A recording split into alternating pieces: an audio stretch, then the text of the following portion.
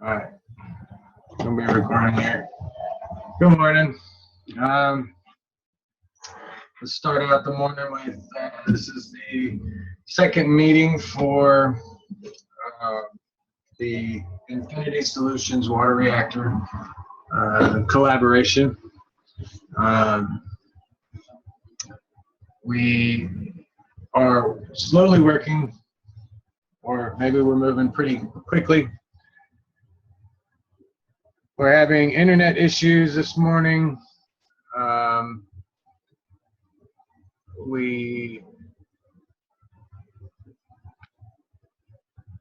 you go, Dora. Got internet issues this morning, and it's a little bit frustrating.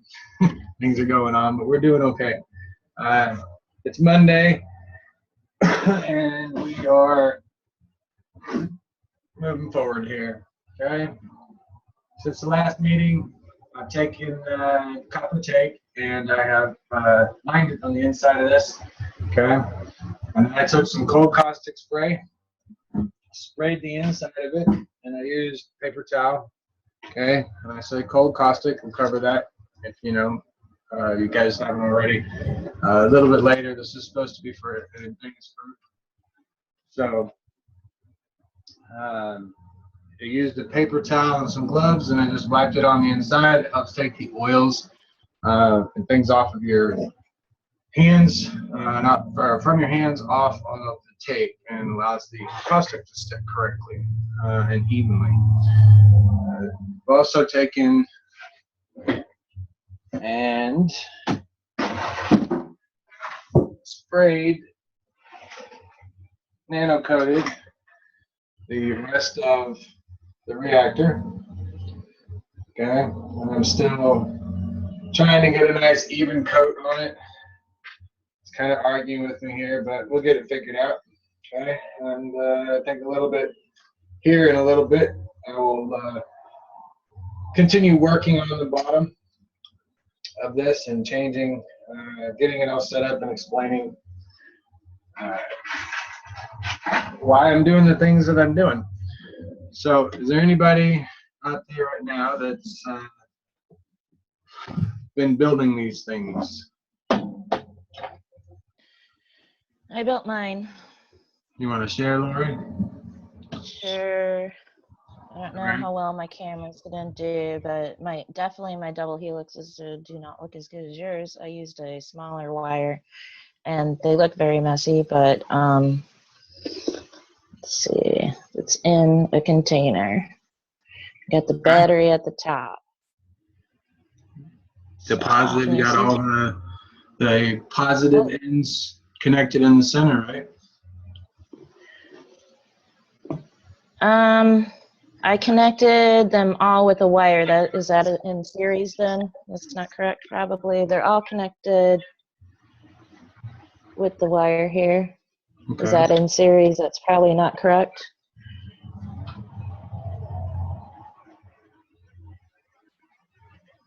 Where is it again? Can you point?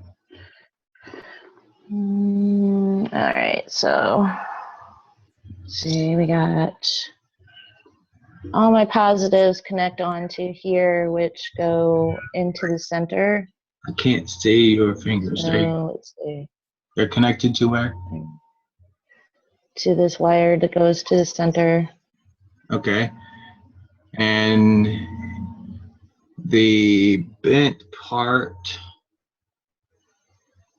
Okay, let's see what we're doing here. You may have to simply just cut the wire in the middle. Okay, bend it and then connect the wires again.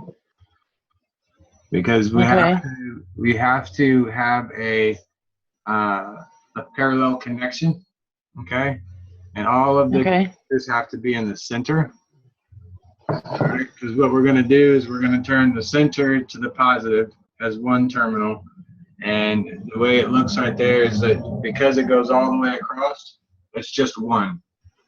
Okay, and you need 4 converging points, and that's what we're doing here. Okay, that's why we want to do it individuals. Your coils look good. You know, like I said, it doesn't matter um,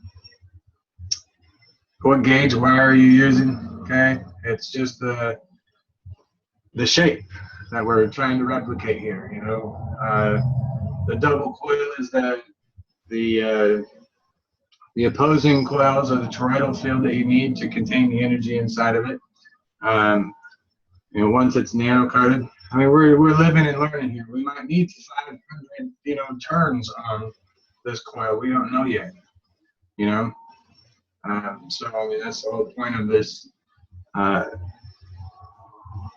group is to, you know, have as many people as we can that are experimenting and you know, trying different ways. But we got to get the initial bringing together, you know, the same reactor started.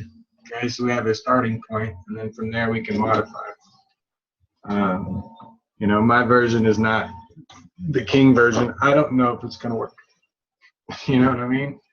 Just the science is there, the explanation is there, so now we're going to apply it. You know, but for you, I think a simple answer is to take and cut the wires in the center. Okay. I bent mine down inwards, okay, to keep the flow going inside the bucket, or, you know, to keep the toroidal field moving around. But I pointed mine inside the bucket, and then I just wrapped a wire around the ends of it, okay? And that positive wire just came all the way down the center. So just kind of show you here. So I'll definitely have to extend my wires then. Yeah, I mean, if you can see how I've got them there, okay? That's the centerpiece.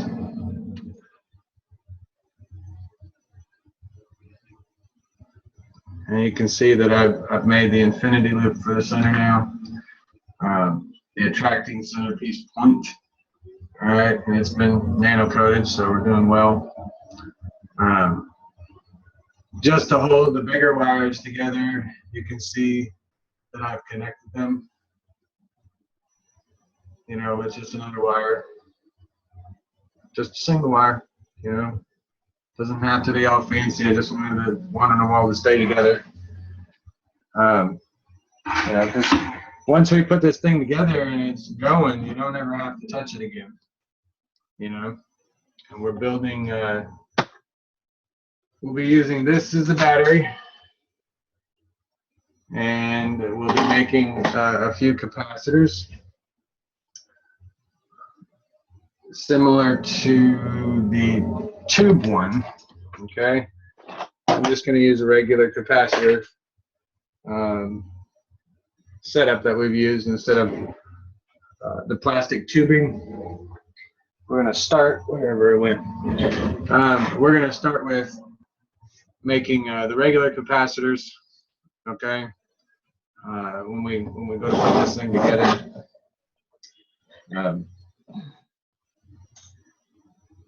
Not sure how many I need. I'm not sure, you know, of anything on this yet because we're still just in the building process. I have here this setup, which I was just messing around with. This has single wires on the inside. It was the capacitors that I made for my first Q reactor, and I decided not to use it. So we'll do similar ones like these. Okay, the split ring hybrid capacitors, and make them very specific for this water, so that we don't have to plug this thing in, so it's self-sufficient. There are a lot of people out there that, you know, they are a little bit better at like making the capacitors. They get a little bit higher charge. I'm hoping those people step forward, you know, join the group, you know, and help apply what they know to what we're doing here. Yesterday, I saw a post on my Facebook and a few days prior about the people that are being killed in Flint, Michigan over this whole water crisis thing. The people in Los Angeles are fearful because they're talking about taking human wastewater and cleaning it and giving it to the people of California because they don't have enough water to support their people anymore, which is ridiculous. And the last couple of days have been pretty emotional for me. You know, just randomly get all charged up. You know, I'll read something and it will just invoke a fierce emotion in me, and then, you know, that's what makes me try to help find solutions much faster. You know, it's that emotion that we need to tap into. And, you know, you guys see my posts, you watch them, watch the videos that I share, and you realize that I share everything for a reason. You know, it's got a message in there that's for everybody. And, you know, I try to only share truth. You know, sometimes things will slip through, but you got to take it for what it's worth because there might be a different message in it. So, that being said, let's go ahead and take care of new capacitors. I'm going to be using 20 gauge wire. Okay, just plain regular 20 gauge copper that I got from the hardware store. All right. This particular wire I will not be able to dip into my charcoal until afterwards, or spray with the cold caustic.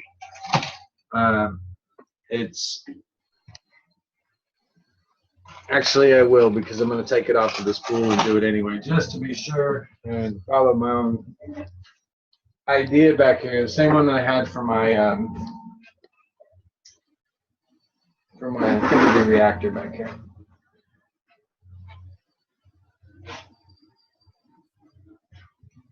I really feel like somebody else has been in my space here. Am I hiding things from myself?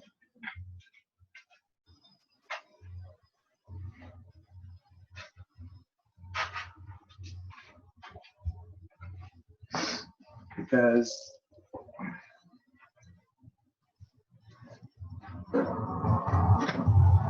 things appear to have been moved, shaken. I don't know, maybe my reactor's doing it. We'll see. Anyway, my mixture here is activated charcoal. Okay. And, a little bit of it here that I can show. I'll find it up right now. Anyway, I took about 3 teaspoons, heaping teaspoons of activated charcoal. This is fresh water that's in here. I put about 3 teaspoons, 3 tablespoons, excuse me, of diatomaceous earth. Okay, this is just a light fine powder. I took about 3 teaspoons of it. Tablespoons, teaspoons, doesn't matter. Just add it to your activated charcoal. And then I shook this up with my copper oxide cans. I shook it up and I poured a little bit of it in there. This is a wash free of salt. And because this isn't a caustic, it didn't get boiled. It's not going to break down your copper oxide into nanoform.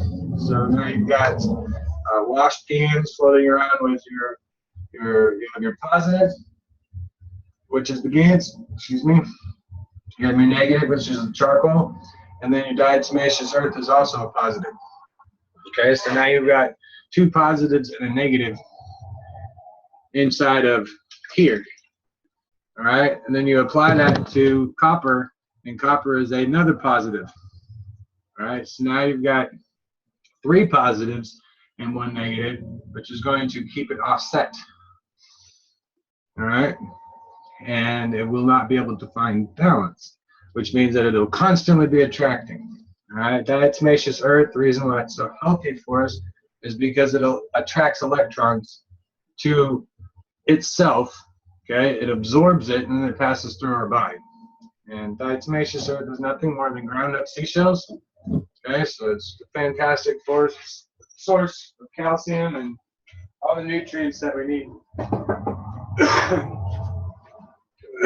Excuse me, within the human body. So I just mix it all together. I shake it up right before I use it. Okay. Sometimes you just got to go with the flow and the things that you want to do. And because this spool, I don't want to get it all wet. It gets messy. I just take all the wire off. And you don't have to soak anything. You don't have to do anything extra. You just need to dip it into that wire, into that that solution. So now you don't have anything else to worry about. It'll always be nano coated at some point. It's a natural nano coating, all organic, and we don't have anything to worry about when it comes to hooking things up to your electrical devices and your grids. Okay, I'm going to use this little container here.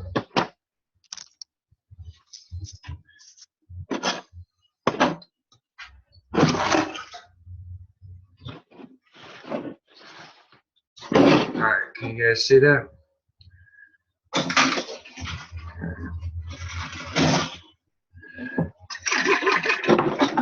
I'm just going to use this little container here to make it easier to dip this wire.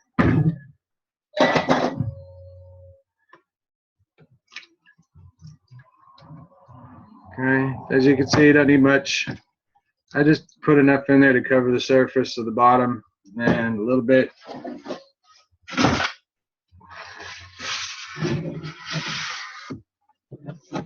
It's okay to touch it, see? It's not gonna hurt you. It's like touching burnt toast or charcoal in your fireplaces. Okay.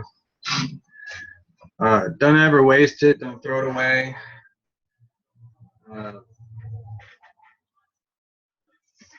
Reuse anytime you can.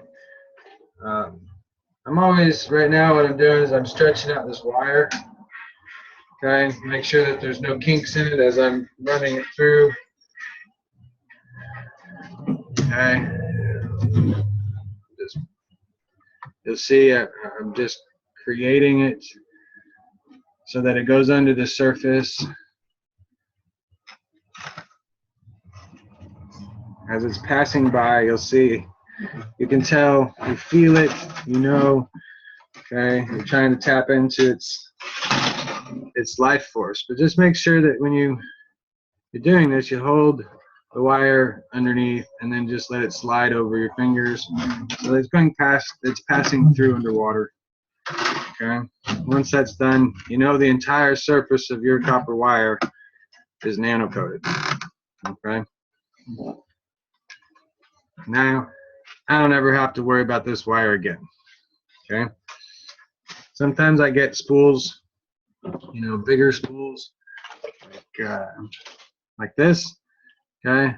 I can dip it inside of here and then set it off to the side and let it dry. Sometimes I'll put it in, you know, a little glass jar that will, you know, I call a catch jar to catch any of the excess dripping. Pour it back in here. And I'll save it for later. Now this plastic container is also nano coated.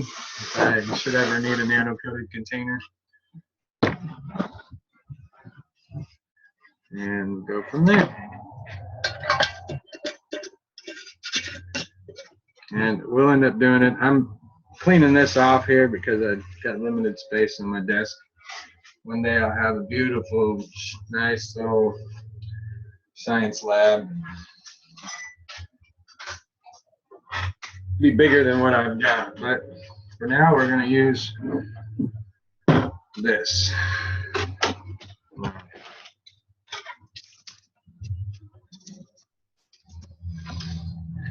Now,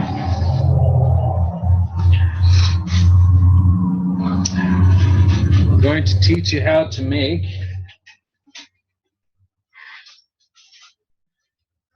the Trinity.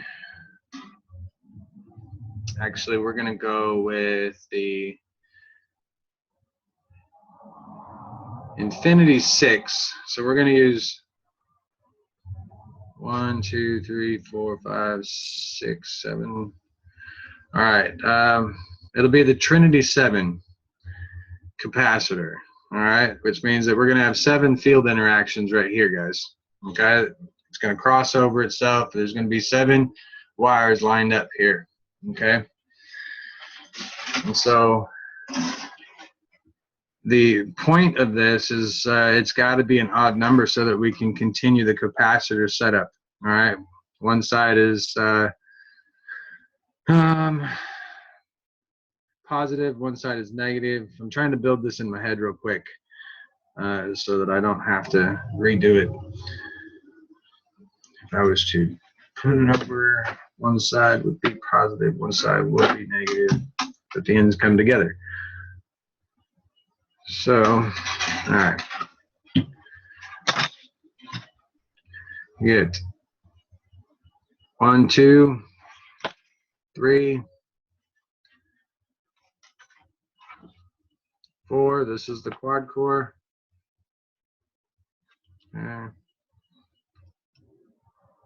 Yeah. Bend it again. This is 5. 6. Okay. You can see the 6 field interactions. Count the wires. Okay. You have 6 wires here. That means that there are 6 field interactions. That means there are 6 directions that this energy is moving between these wires. Okay. So now we've got 6, and as you can see, I have my source wire, and then I've got my negative wire. Okay. Now I've got 6 interactions here in the center. This wire has been nano coated. Okay. We're going to push this all together.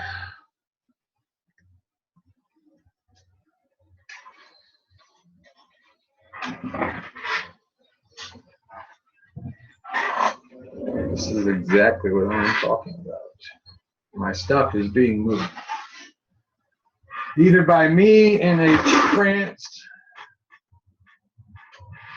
or it's just plain missing because somebody came in here and just took what they didn't need. But, of course, I'm sure it's always my fault. It seems like my higher self is playing tricks on me. Anyway, you see that I'll put, I've got the source end over here again on my left side. Okay. I'm taking the closed end that we've just formed and I'm putting that inside the drill, you guys. Okay. I make all of my devices the same way. All right. You'll see the repetition going on here. And pinch that side. This drill is always moving to the right. Okay. Always moving clockwise.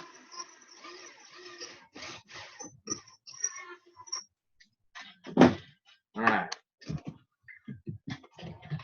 Don't ask me the number of twists. If you haven't figured it out right now, by now, then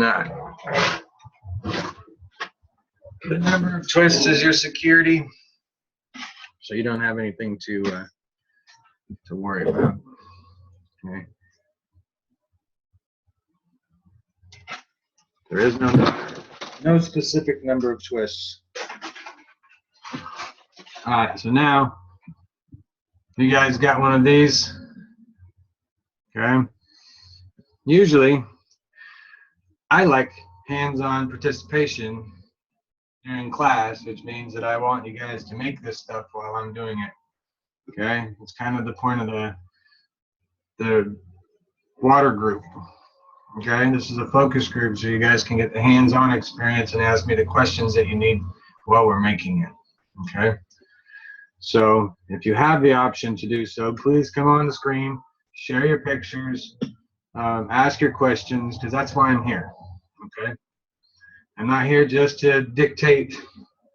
All right, it's an interaction. You guys need to understand why we're doing it this certain ways, because when you start bending your copper wire, your intent is already saved. Okay, it's automatically saved. So as we're making this, our intent, because this is a water reactor group and it's focused on water, your intent to create water is being put into this copper wire. Okay, the whole point of the focus group, we're just doing a meditation. It's a hands-on meditation. You don't have to sit down and close your eyes and try to clear your mind. I'm going to fill your mind with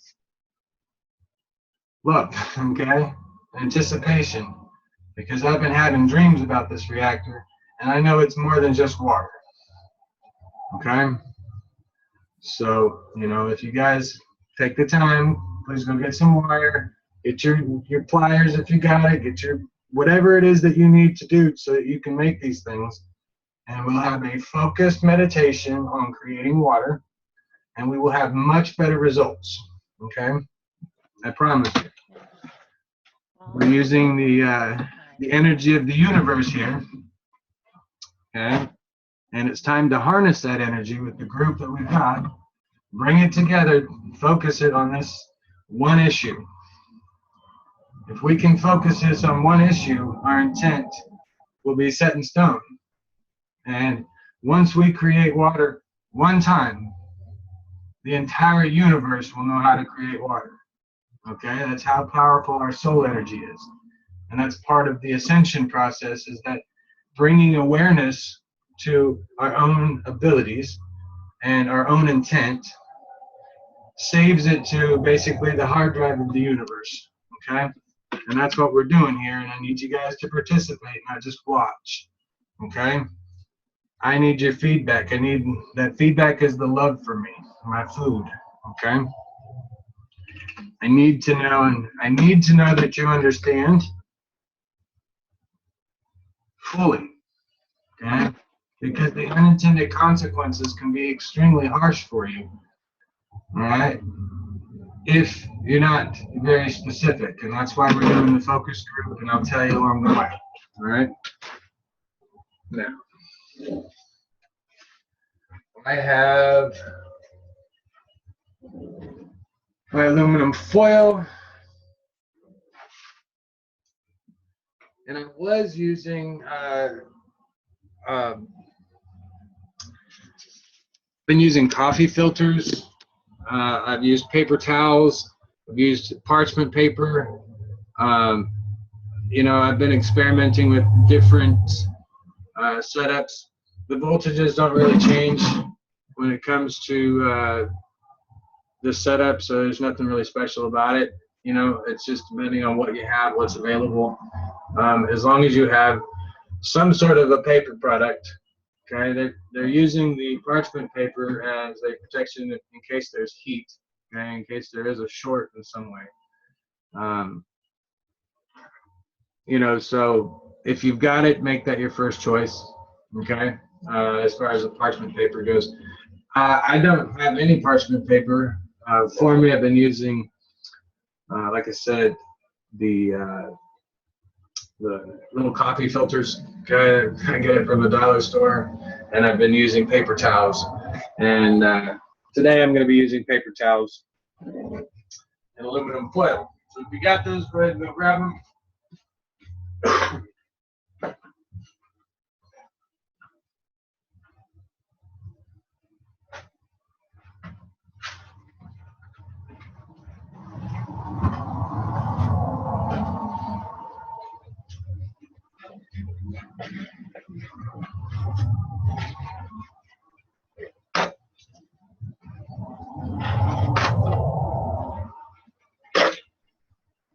You don't need very much of it.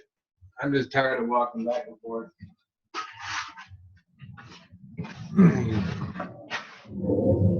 Got my trusty aluminum foil,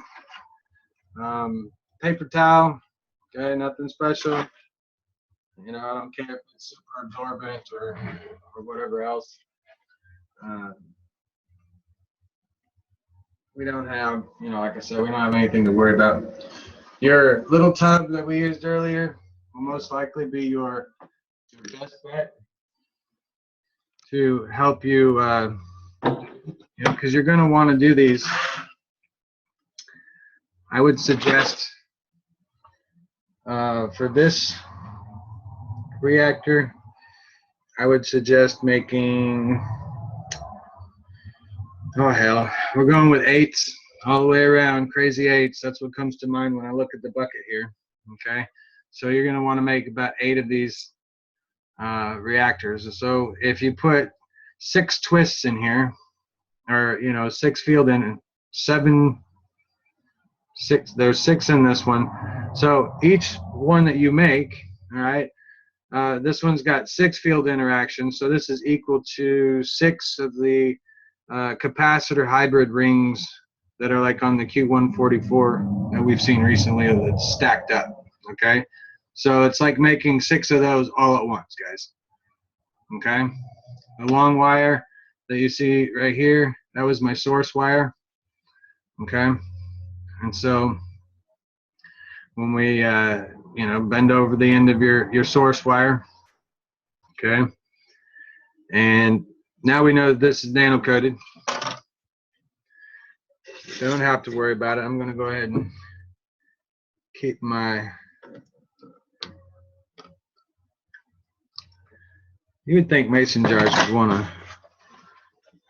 have a better pouring capability, huh? Anyway, you don't have to put very much in the bottom. You just need enough to soak up. You know, if you're going to do all 8 of these at once, then, you know, yeah, you'll want to take care of it in that sense.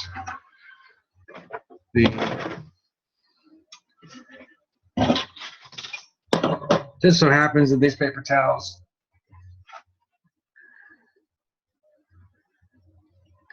see how convenient things work out for me, guys? Okay, I didn't have to do anything with this paper towel. I just tore it off the roll and it fits perfectly where I need it to. Okay, so this paper towel here, I'm going to cut it in half and use the entire half of that to roll up on my capacitor. Okay, so you're going to see it's going to seem redundant, but trust me, you need to have that space in there. Okay, you need to make sure and have all of that excess rolling in there that you may have previously not wanted to, you know, take the time, do it right. Okay, I like to squeeze out the excess liquid because it's not so much, it's not so messy. Okay, if you don't like things dark, you know, your fingertips or whatever, it'll turn your fingers black. You know, a little dark gray, just charcoal, guys. Okay, I'll move this out of the way. Notice I always keep my stuff on the left side. All my open end wires, all that kind of stuff is all on the left side here. Okay,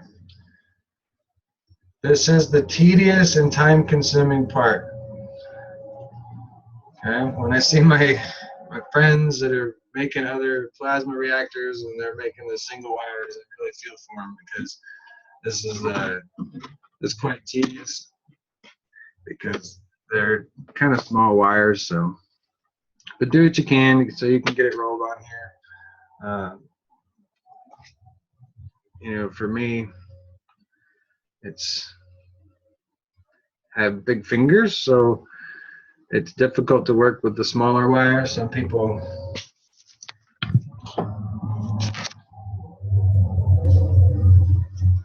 are much easier at the little things here. But all you got to do is get it started. Yeah. Then you can just roll it up once it's started. Okay. Cover the whole length of your twists that you put in your, your Infinity 6. Oops, I tore it. Be careful. It's okay. It's just, as long as there's no, as long as you got your layering here. Remember, when you roll it, you're creating a spiral. Okay. So you don't have to do much of anything else. But it's already nano coated. I hold this end with my fingers and I continue the twist. Okay. I continue the twist to tighten it down on top of that copper wire. Okay. Keep it, from moving around, and it squeezes out some of that excess water and allows it to dry faster. Okay. Because you're going to want to let your capacitor dry completely before you, if you're going to plug into the wall, okay, or into a battery or a power source of some sort. All right, that's all that is. Then you're going to take a piece of aluminum foil, okay, about half the distance, okay. Here, actually, it's going to go up towards the top, but you're going to get a half of the distance of the total length of your capacitor here. Okay. So for me, it's about, I don't know, 4 or 5 inches here. Okay. And again, you want the layering. So I go with the flow. I just cut everything in half. It's fractal, so everything should be exponentially better or smaller or whatnot. But it is the layers that you want. Okay. You're gonna dip that whole thing, okay, this tinfoil in here, and just move it around, cover it completely, and pull it out. Okay. The aluminum foil has now been nano coated. Okay, it won't dissolve. The end that I have going towards the center, I like to fold over, give it a nice clean edge. Okay. And then the end with the 2 wires coming out the end, or whatever. I always try to keep the 2 wires together because this is where all the capacitor parts are going to join together. Okay.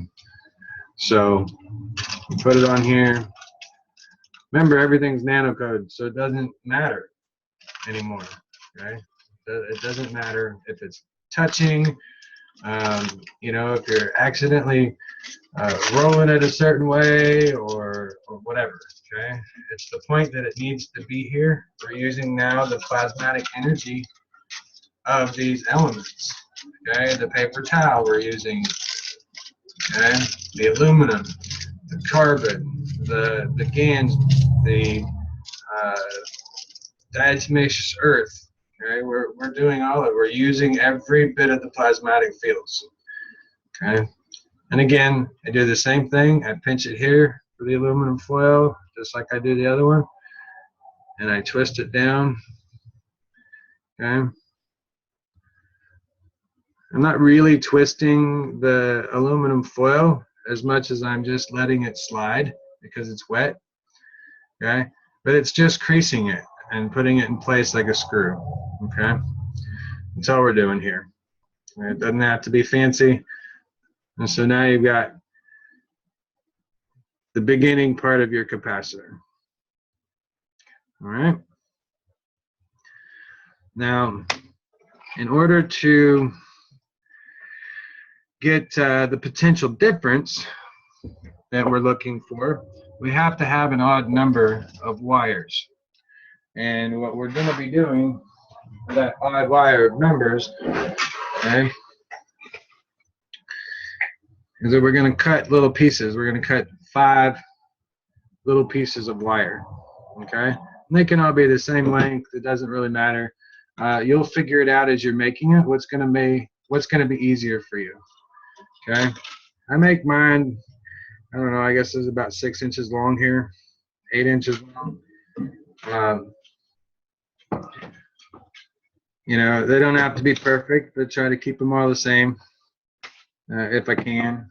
Just guessing. I'm not measuring anything, you know, with a ruler or anything like that. I'm just cutting them. Okay. Don't make this difficult. Remember, it's our intentions. Okay, so I've got 5 wires here. If we had 4 wires, 4 more field interactions to this, then we would have had a balance because it would have given and taken at the same time, okay? What we're trying to do is we're trying to get that balance and then offset it by 1. Okay? And that's why we use the odd numbers or the Fibonacci numbers. Okay? And when you get that 1 extra, you're creating that potential difference and you're creating a disturbance in the outer energy field, which creates the attraction that you're looking for. Okay. I like to start. Read the shirt, guys. Yeah.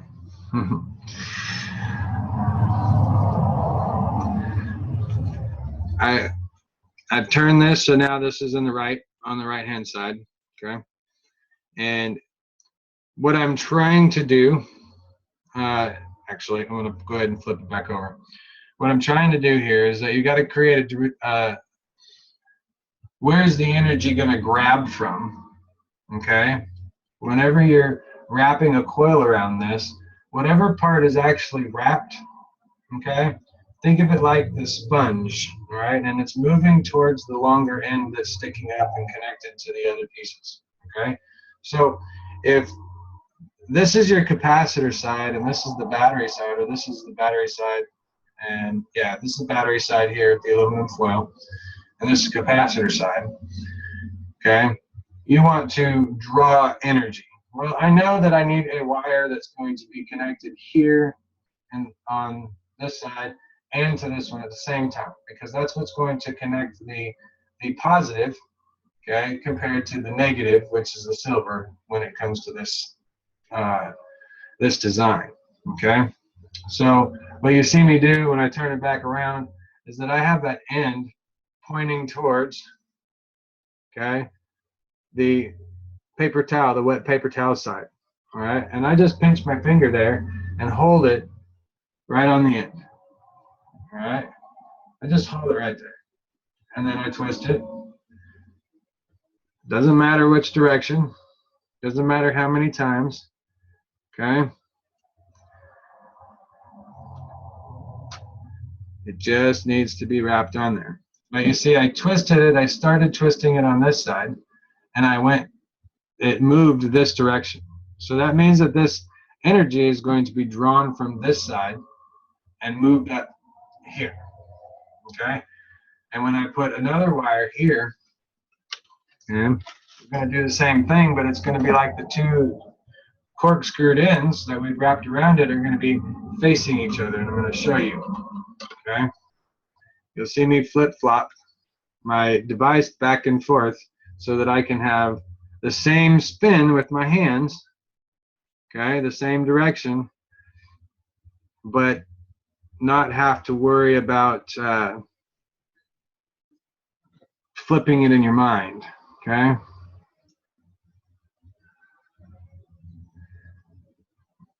The wire also helps hold your paper towel in place, okay?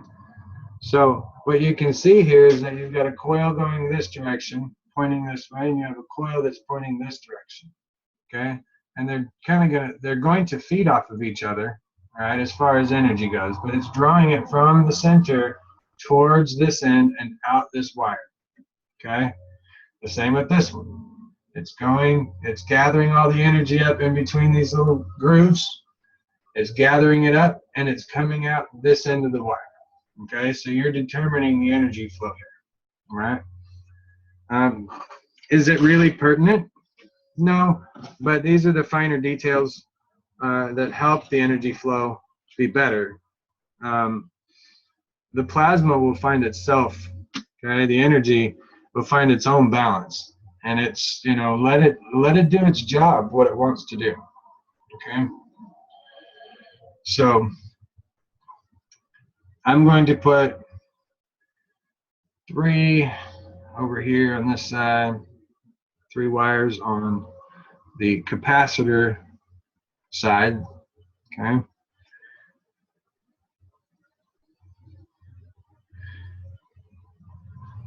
All right, this doesn't have to be brain surgery, doesn't have to be pretty, it doesn't, you know, just make it. That's all you got to do. All right, and I make all of mine stand on the same sides, okay?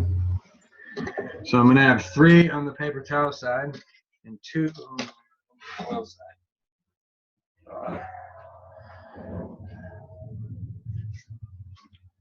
The aluminum foil side, again, is the battery side, right? All right, and it's nano coated. So I'm going to make, since I have all of this space here that I can utilize, I'm going to make the spacing between my coils a little bit bigger, okay? So allow for more collection area of energy. Okay, I know now that this is the negative side, so it's going to connect to the negative wire. If this is source, this would be the positive end, this would be the negative end. So you can automatically take this one and move it to the other side and twist it together. Okay, we're going to twist that one together because we know it's supposed to be there. Okay, now you've identified the negative terminal of this battery capacitor. Okay, now you may have to use additional wire to make your connections if you want to. I'm using the smaller wires, the shorter wires here, because I don't like this stuff flopping around and it hits me in the face. And you know, the last thing I want to do is be upset because of being poked in the eye with a dang copper wire. So, okay. Now, on the traditional split ring hybrid, you had all of your other wires would connect on this end. Okay. We have to take these wires right here and move them up to this end. That's the only difference here. Okay. So that's why I like to keep this a little long, but as you can see, it's not long enough to reach to the end. And we're going to go ahead and add an extra wire to this to connect these to where they need to go. All right. Now, in the center, okay, we've already connected the one that's on the end here to the negative terminal. All right. We're going to connect these ones in the center, these 3, 1, 2, and 3. We're going to connect all of those together. So you've got 1 wire that's on the aluminum foil, and you have 2 wires that are on your paper towels. Okay. You're going to take those 3 that are in the center and connect them together. Okay. You can be as pretty as you want. Okay. Since everything is moving up to this piece here, all right, these 3 are going to connect to this one, the long source wire. Okay. I try to make it look as pretty as possible, so I'll just use my pliers, make nice sharp edges on it so that I know that each one is going to be taken care of and look good. Okay. But I literally will connect this one to the next one. Okay. Nothing fancy here. I'm just connecting it. Okay.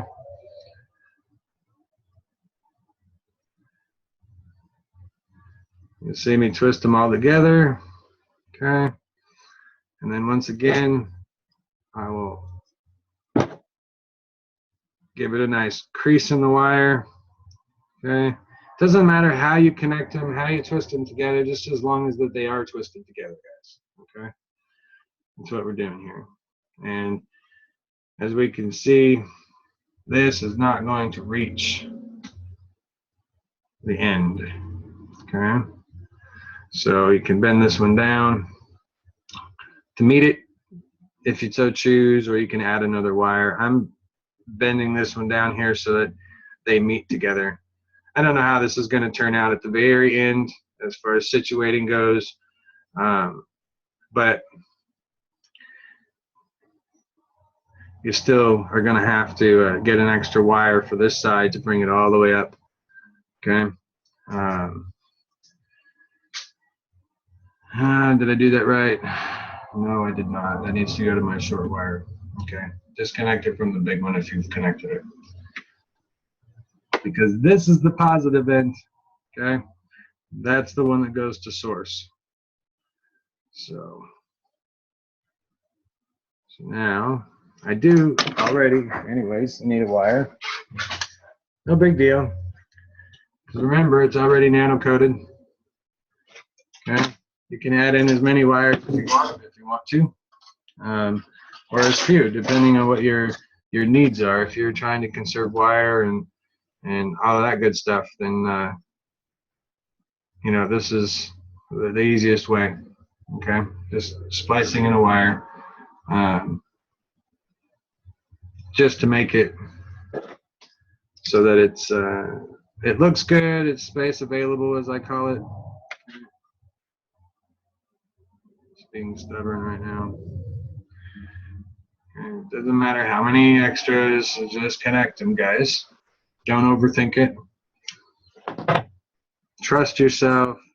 Make it look good. Your first ones are never going to look perfect, okay? Unless you have experience in bending wire and things like that, okay? So don't be too hard on yourself. So remember, this one right here, from the 3 that are in the middle, we're going to connect to the negative terminal, okay?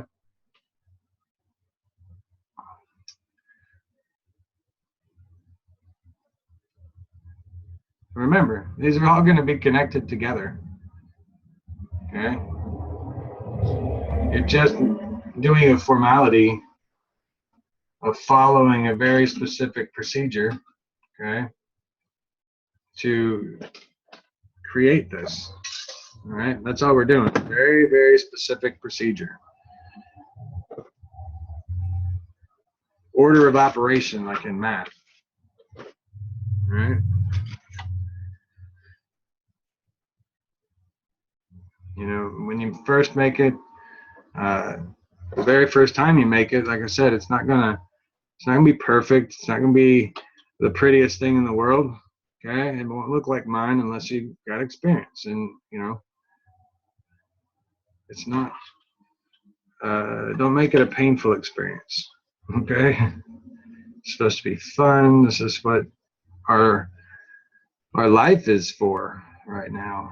We got to create water and help a lot of people. Okay. Now I'm just going to connect this one to my source wire, okay, which is the long one with the bent side, remember? Okay. So I'm going to have a really long wire. So okay, that's why. You got to bend it. We're going to curve it around here.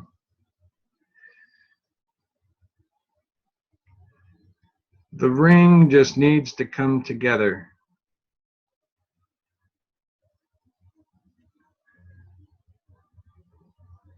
Doesn't have to be in a perfect circle. I'm particular in that way because I like things to look pretty, and I know that the world is going to be watching. Okay. Now, I didn't have to put that extra wire. Okay.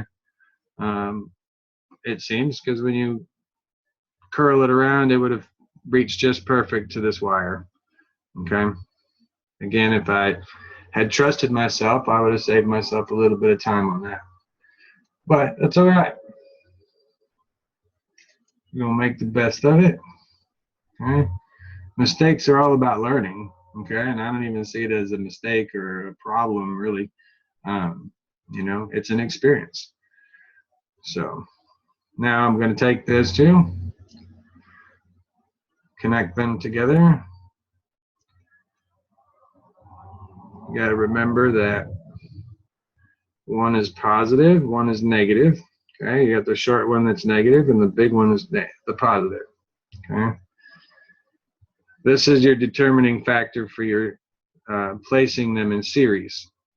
Okay.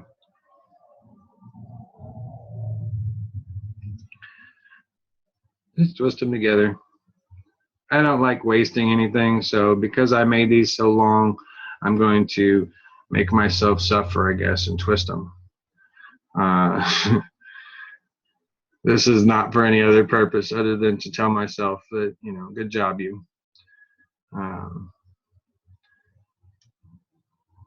Your higher self is playing tricks on you. Okay, so now my longer wire is the positive wire, and this is the negative wire for this whole circuit. Okay, and when this is already done, it's nano coated. Okay, because of the way you're twisting it, you've already set the flow, so you don't have to put your meter on it and determine the flow of energy. Infinity does that for you automatically. Okay, but this is what your first capacitor should roundabout look like. Okay, and as long as you follow the same path, okay, you're going to make 6 of these, or 8 of these, or 144 of these if you want. But remember, there are 6 inside of here. 6 field interactions inside of this capacitor ring. So you're automatically going to start getting an energy. Maybe. See if I can energize it. There you go. That's just transferring it through my hand. Okay.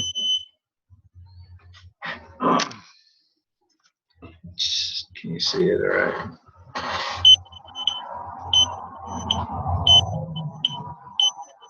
Okay, that's just energizing this through the hand with my unit that's sitting right behind me. Okay. It just needs some love. You just made a creation, and now it's got to dry. All right. Make 6 more of these, or 6 total, 8. It doesn't matter. Whatever feels right for you. 8 feels right for me. Everything. I've been called the crazy 8 guy. You know, whatever. Doesn't matter to me. It's all about infinity. But we need 8 of these. Okay. Now, are there any questions regarding this capacitor? On how to make it, how to twist it together, okay? What questions do you guys have? Okay, I'm going to the chat room here. When you were winding the negative on the aluminum side, You have to speak up, going towards, please. okay, can you hear me? Yes. Okay, when you were winding on the aluminum side, or connecting those together on the aluminum side, Mm-hmm. that is your negative, and you were going, if your source end was in your left hand, you were connecting them in a certain order. I was Which just order was that? You know, I was just connecting, since I knew that I was going in one direction. I just started on this side. I connected it to the next one, and I bent that one over and connected it to the next one because it's a lot easier. You don't really want to, you know, start from the top and then find out that you're short at the bottom. So that was the only reason why. But you were going towards the center, or were you going towards the end? It really doesn't matter. You choose which direction. It doesn't matter. Okay. I was doing it that way because when I was making all of my IQ devices, that's the pattern, okay, that I used to make it faster and more efficient. Okay, you're gonna figure for yourself when you make these, you're gonna get real tired of making them because it's repetition. Okay, we're just repeating everything over and over again and making we're starting from the smaller and then repeating it, making it a little bigger, and then we're repeating that, we're making it a little bit bigger, and we're repeating it, and you know, so forth. And that's how you get the exponential. But yeah, it doesn't matter which way you turned your wires. I was trying to conserve wire, of all things, you know, to make sure that they didn't have to be like super long, you know. Answer your question? Yeah, I think so. Okay. But yeah, it doesn't matter which way you twist it, you know, if the wires are together.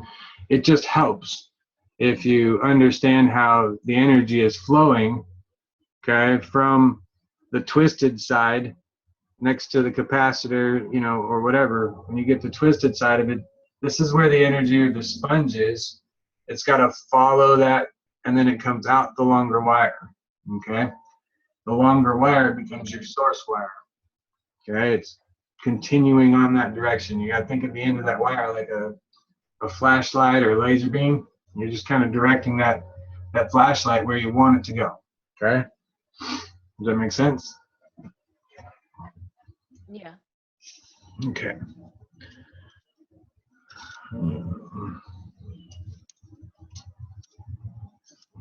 I don't know why this stupid thing's not working all the time. I will get it. I will become a master of this.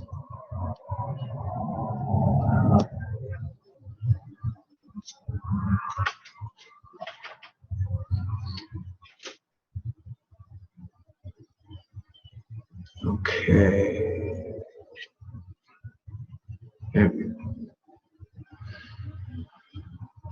Have you used other nanomaterials for composite GaNs? I think you came in late, Stephen. You may not heard me, but it's activated charcoal, it's diatomaceous earth, and copper oxide, washed copper oxide mixed all together in here. Okay. That's the mixture that I use. I use diatomaceous earth for,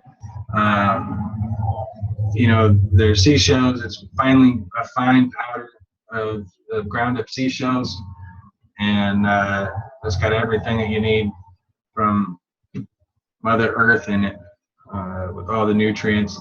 It's matter form because it's dried. You've got the GaNs form because of the copper oxide, and then you've got the nano, which is the charcoal. So I've got my 3 different layers, or 3 different spinning layers of energy, whenever you put it on and nano coat your stuff. Okay. Easiest way to nano coat, all right, is just to dip it.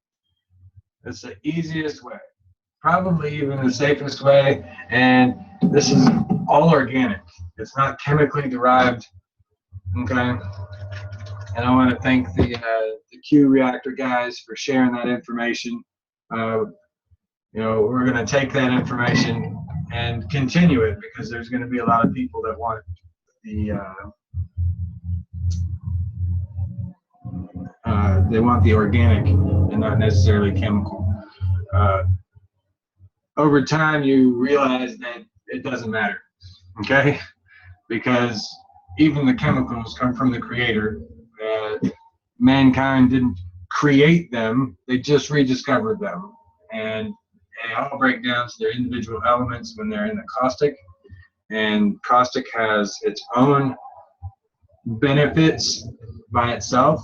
The steam caustic has, you know, its different uses. And then you got the cold caustic has its different uses that you would use it for. This right here with the charcoal and water, this has its own use. I like to do this with the capacitors. But when it came to the actual water reactor, okay, when I was nano coating it, I used the copper tape in there. And I apologize for the noise in the background. I live next to a busy road. You're just going to have to deal with that until we get enough donations or I can move away from here, or we get these guys flying. So come on, guys. but I took a paper towel. I used a glove, and I took a paper towel and I wiped the caustic on the surface of the copper tape. Okay, and there was an excess amount of caustic. Okay, this caustic particularly. Okay, excess amount on there. And once I had wiped it, I also sprayed it. Okay, to give it an even finer mist inside, and then I sealed it with, you know, just a little board over the top.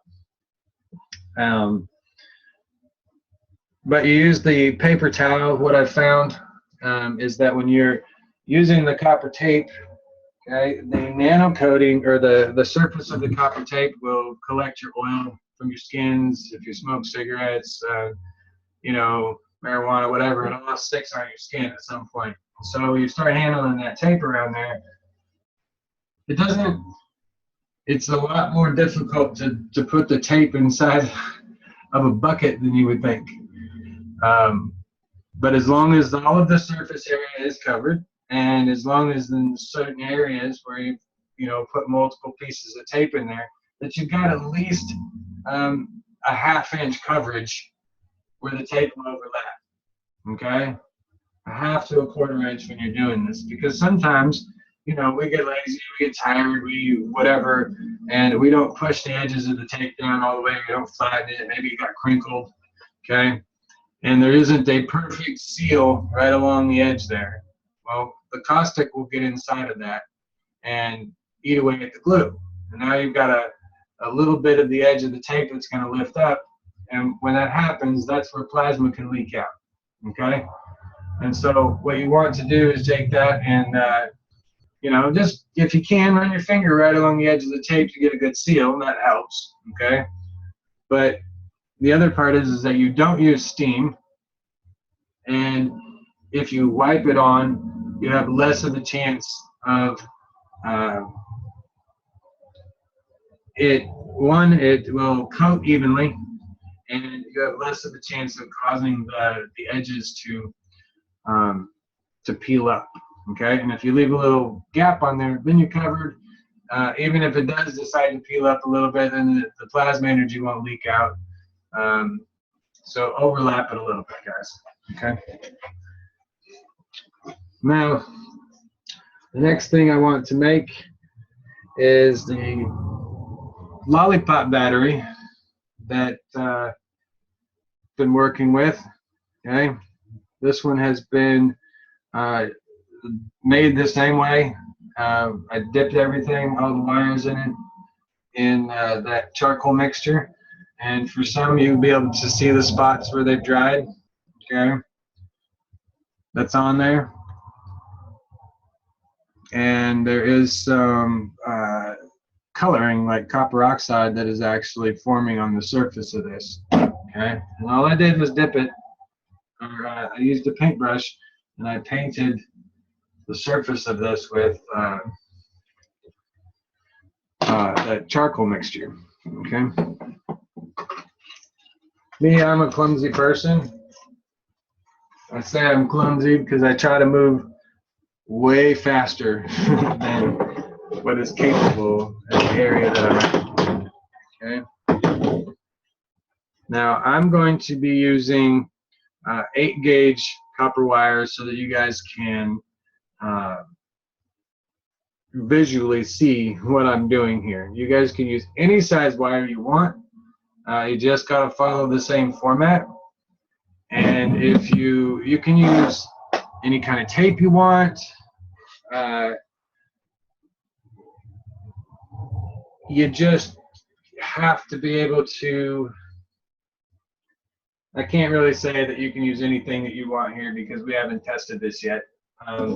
This is why I need your help. But when we make this is a split ring lollipop battery, okay? And it's only a lollipop because it's got a handle. All right, that's the only thing I can see here. Now, I'm going to go ahead and take a 5-minute break. Go gather some thicker wire if you've got it, because that's what you really need for these batteries. So you have a very defined set here. It's not too flimsy. you're gonna need it to be a little bit stronger. So if you've got 14 gauge, 16 gauge, even 12 gauge, I'm using 8, okay? Start cutting them in concentric rings, all right? And I'll be back in about 5 minutes. Give everybody a break to go to the bathroom if you need to, okay? I need to go. I'm gonna still be recording. Please talk amongst each other if you need to, but we'll be back, all right? So about 5 minutes, 10. We're gonna come back here in about 7 minutes or so. It's 10 o'clock a.m. my time, Central Standard Time.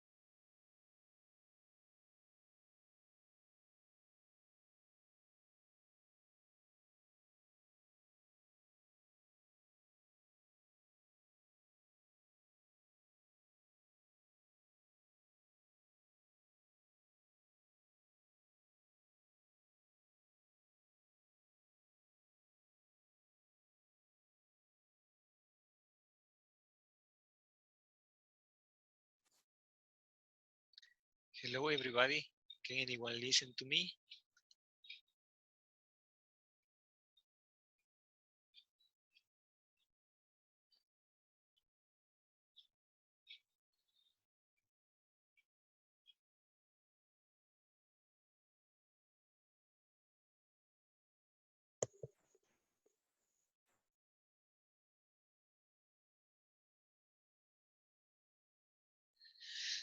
Does anyone has been doing this experiment? Has anyone built it?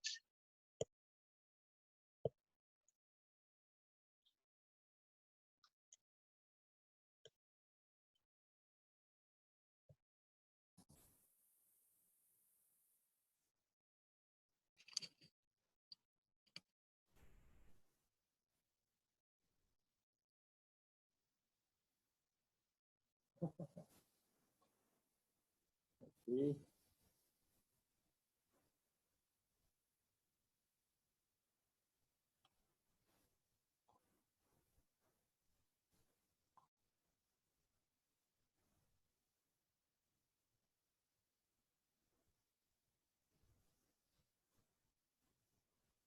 I live in Quito, Ecuador.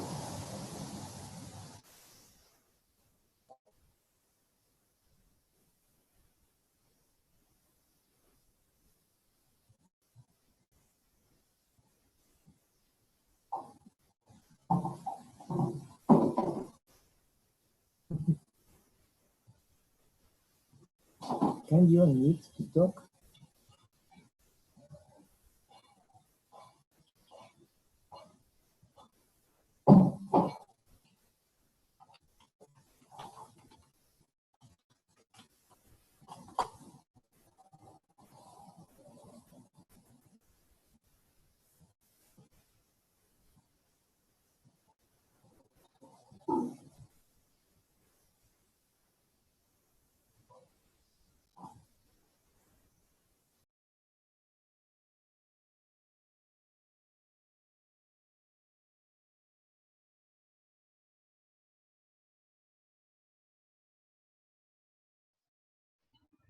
All right, guys.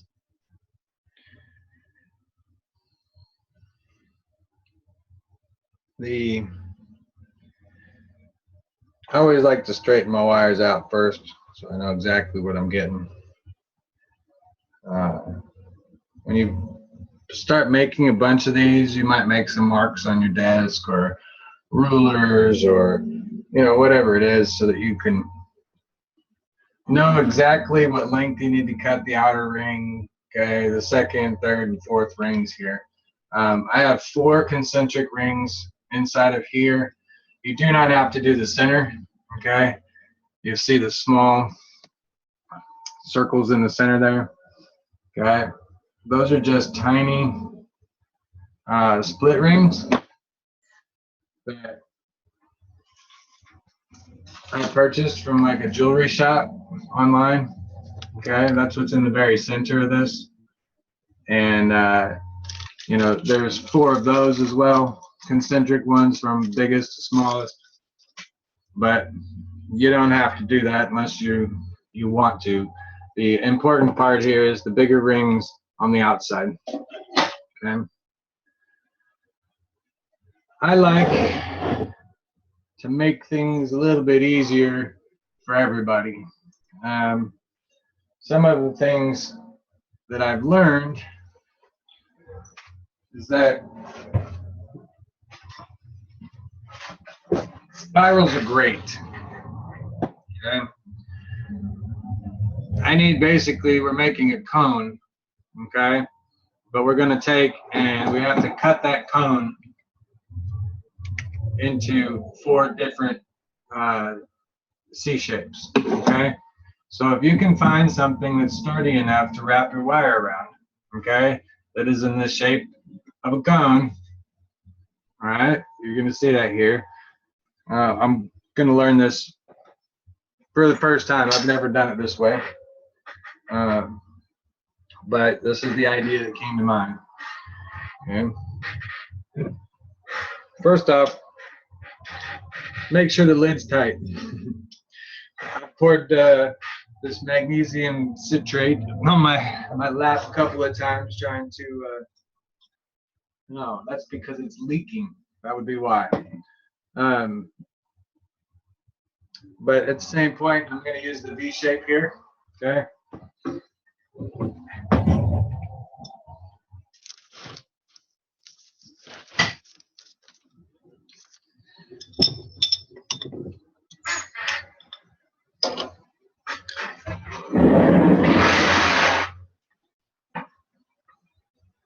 I'm backing up because the wire is so long, okay? And you're going to have to hold it in place because it's going to try and slide itself. But just keep wrapping the wire around it, okay? So you got at least 4 turns. And what you're doing is you're just creating the concentric sizes you know, a roundabout. It doesn't have to be perfect. Okay. You'll understand that it becomes kind of difficult. All right, but you can create a cone that way, the cone shape. Okay. For me, once that happens, I like to, I've got these wire cutters here for it. You're going to be trimming off a whole bunch of little pieces to make this capacitor or this battery work. Okay.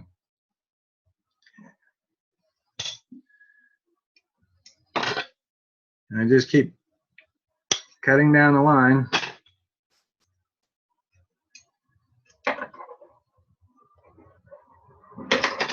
Three and four. Okay, so we're just making jump rings. It's the power of creation, guys. It's a little bit more difficult with bigger wire, but wire can be manipulated. Now,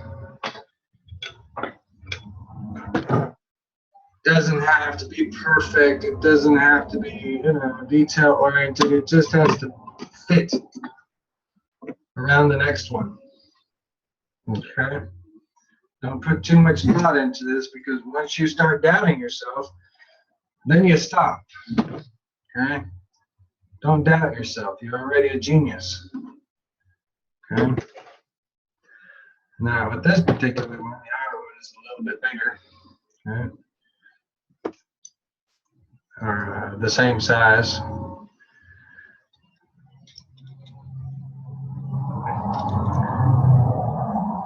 Some people might be asking if there's a,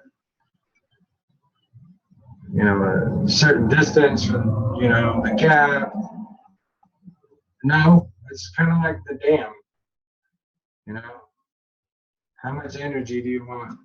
See, I got to make a little bit bigger one, or I'm gonna make this one. The next one, a little bit smaller. I'm gonna cut off about a ½ inch.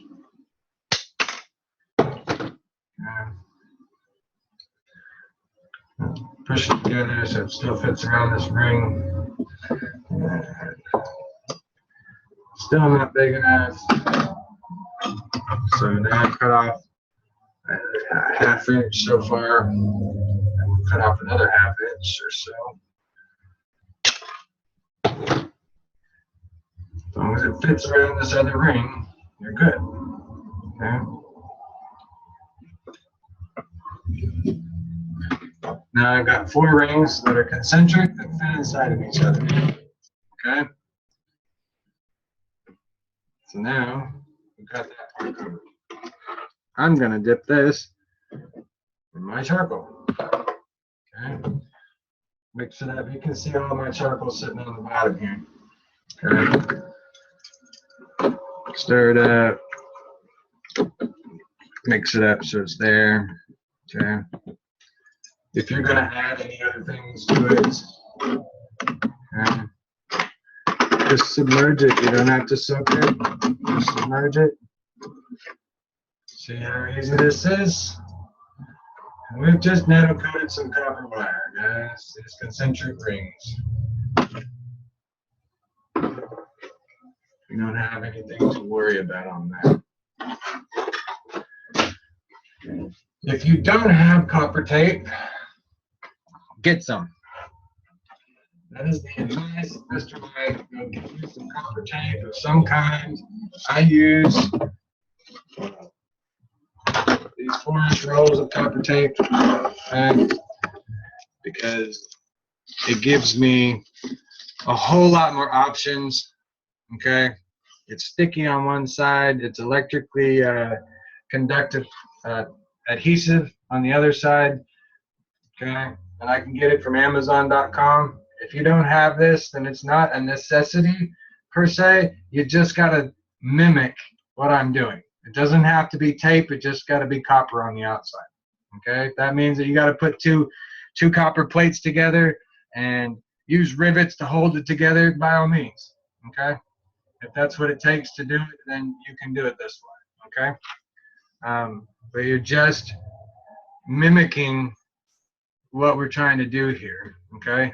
It doesn't have to be identical in order for this to work. It just needs to be copper rings, copper tape, or copper on the outside, and it's all nano coated, okay? That's the point here. Now, what I'm going to be doing is I'm going to be using copper tape. I'm going to take my biggest ring, okay, and you can see my oily prints on here possibly, okay, from previous times that I've worked.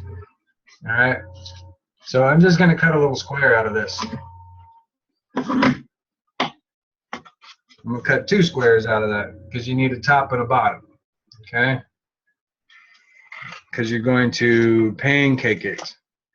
Another terminology, there's a lot of resourceful people out there, okay, I call it like a blister pack, okay, because it's the same thing that we're creating here. I need to make sure this will fit. Okay.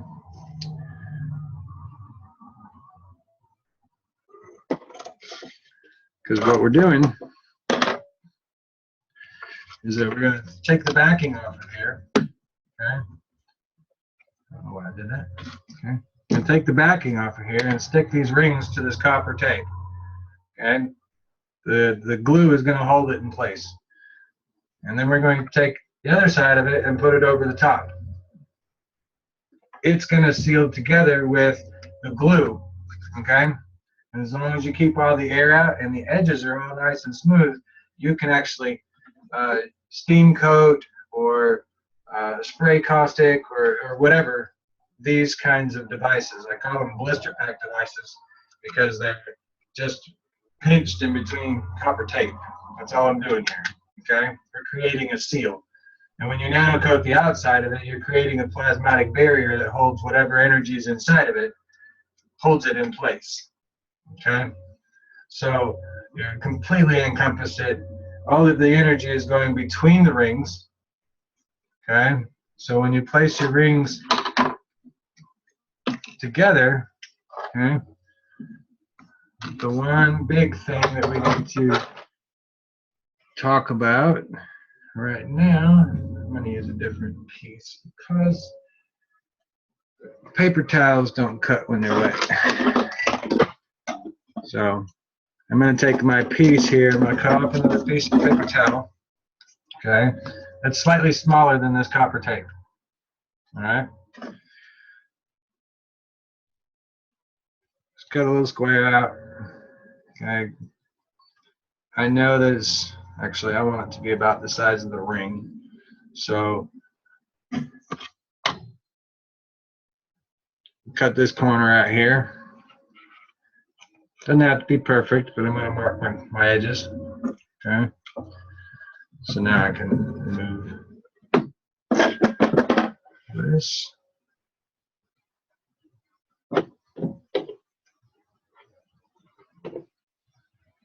You can always get better scissors.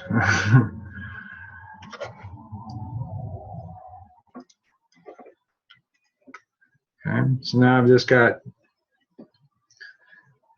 this little piece of copper tape here. I'm going to remove this from in front of me.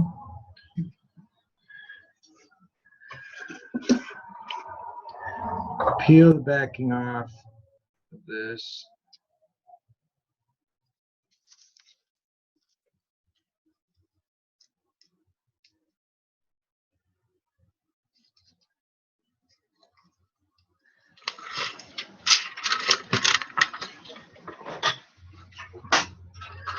All right. And what we're doing is this could be kind of difficult to argue with your tape because it likes to stick on you. There we go. Once again, I'm taking this paper towel and I'm going to dip it in my solution. Okay. Squeeze out the excess. Try not to tear it, you know, mess it up too much, but you can squeeze out the liquid. You're wanting the carbon that's in it, okay? The blister pack is going to help keep your paper towel moist for the GANs, okay? Because once it dries out, your GANs is no longer GANs or neutrinos. It turns into matter, okay? So I'm just gonna set this right here in the middle, okay? And I have excess tape, and I'm learning as I go too. So I'm not, you know, an expert in all of this stuff, nor do I claim to be. I'm starting to build these, and we want to get this out and share it as best as possible. Of course. All right. So now you've seen that I put the paper towel over directly on top of the sticky side of that, okay? And then I'll put my first ring in place over the top of it. Doesn't matter if it's touching anything else or whatever. The point is that you're trying to determine a polarity on the inside of your device here, okay? Because I put the paper towel with the carbon on it, that's my negative side of the inside of this battery, okay? When I put this other piece of copper tape on it, okay, you have to understand that the sticky side is not nano-coated, okay? Even when it comes in contact with this, the positive part is going to touch the dried wires here, okay? The regular copper is positive, okay? The outer side would be negative. So when we're done here, I'll start to draw up your the field interactions and the layering of what we can see here, okay? But remember, we're trying to put this over the top, okay? I've got an opening up there at the top. That means the next time the opening needs to be at the bottom.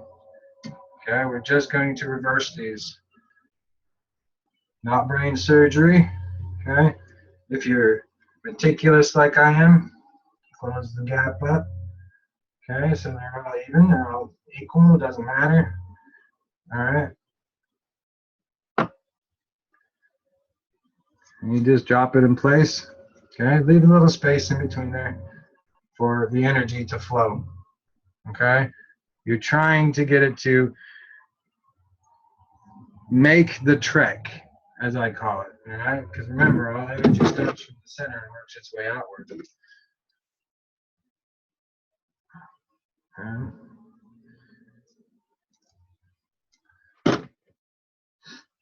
Again, make sure you alternate so that the opening is towards the opposite of the last one, or the outer ring. You're not determining anything except for the flow. There's no polarity. You're doing that with the paper towel. Okay. And then again, you're going to make sure that you flip it so they're back and forth. Now you've got your concentric rings. Okay. And the next step here is to make your lollipop handle. Okay. The lollipop handle is your positive wire. Okay. What it's going to do is it's going to collect all of this energy that you've got here. Okay. And it's going to transfer it out one wire. I'm going to show you. Okay.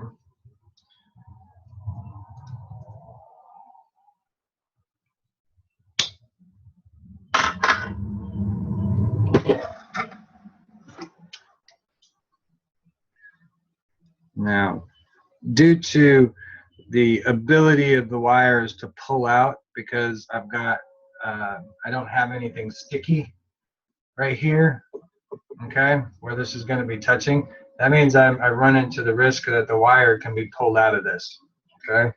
So I've designed a method that will keep that from happening, okay? And you can kind of see the shape up here on top. The wire follows this right here, and you can see it kind of curve back on itself and then bend down inside the ring. Okay, and I'm going to try and recreate that whole scenario for us so that it just keeps it from sliding out and makes it stronger. All right. So this is where it is starting. You're going to do a slight bend. Okay. It's going to go inside that opening of the ring. Okay. So you're trying to determine how much of an angle you need to make it. Okay. Give yourself some space if you want. Okay. And so you can see I'm just bending it that way. I know that it's going to be this length, so from here I need to start my bend backwards. Okay. This is how I'm judging the distance that I need. Okay. Go backwards. Okay. All the way back. So now it looks like this. Okay. This is the shape that I'll be using here. And I can smash this down to make sure that its profile is much smaller. Okay. And now we're going to take that. Okay. Make sure that it lays flat. Okay, if possible. Oh, that's not good. Trying to be stubborn. There we go. Okay. Then you'll see that I put this end, okay, this little small nipple end, into the opening of the last ring. All right, it goes into the opening of the last ring. Okay, this is what you're going to see. Let's see if we can turn this around for you guys. Screenshot it if you want to. Okay.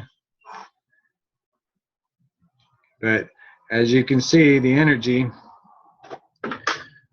okay, is going to start here in the center. It's going to fill up like water would, if you can imagine water, but it's weightless. So this area is going to fill up with light or plasma first, and then it comes out this entrance, okay, or the exit here, and it will fill up this one, just like if it had water in it. If you want to understand the flow of plasma, you set this kind of a situation up and put food coloring in water and just drip the food coloring in the center. Okay? And wherever that food coloring with the water disperses to, that's where your energy is going to be. Okay? So if you need a visual for this, then that's a good way for the visual. Okay? And it's just like a maze. Okay? So it's going to fill up this one, go to the first ring, come down here, and it'll fill it up. Go to the second, third. Now, we have 1, 2, 3, and 4. 4 field interactions. Okay? That's what you want here, and that's why I believe that this one is so powerful. Okay? But all that energy is going to come out here to this end, and because we've nano-coated this wire, okay, let me make sure that I nano-coated this wire. All right? This is the beauty of nano-coating. When you forget, you can fix it. Okay? Just take a step back, cut it out. You know, if you have to, maybe you forgot or whatever, you don't have to start over completely. You just got to replace little components. Okay? That's why we're not broken as human beings. Okay? Ever. We just got a little piece of this that we need to fix. Okay? Now that I've got that here, I could have made my tape a little bit bigger to give myself some more space to work with. Okay, and I'll end up doing that next time. I suggest it for anybody else. I'm going to go ahead and cut a bigger piece of this tape here because I want it to overlap All right, so you can see I've just made it a little bit bigger. I'm going to have it set this way so that this longer end will wrap around the lollipop handle, as I call it. Okay.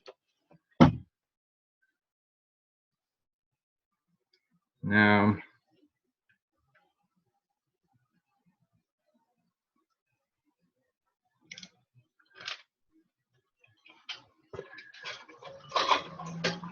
you're in experimentation mode, guys. So if you have problems with this, don't be so hard on yourself. All right. It's not difficult to make, but it's not the easiest thing in the world either, because you're just dealing with you're just dealing with the positioning of these wires. I mean, everybody's dealt with copper wire before. Everybody's, you know, maybe not copper tape, but you'll get a feel for it. You'll know that if you put too much pressure on the center, it'll cause the tape to tear, and you'll have little cracks in your stuff. So you always want to use the pads of your fingers, okay, to determine, you know, to give it. Don't use your fingernails, you know, whatnot. Making sure you can see this in the video. Okay. Remember, I said that it's important that you try to get a good seal all the way around. Okay. And if you've noticed that I've put all of my tape, I put the pressure on the center rings, one, to hold them in place, because remember, they're not sitting on top of anything sticky yet. Okay. And they're just sitting on that napkin. You gotta start there, and then I just run my finger along and I'll stick it to the table here. And this is where the blister pack comes in. Okay.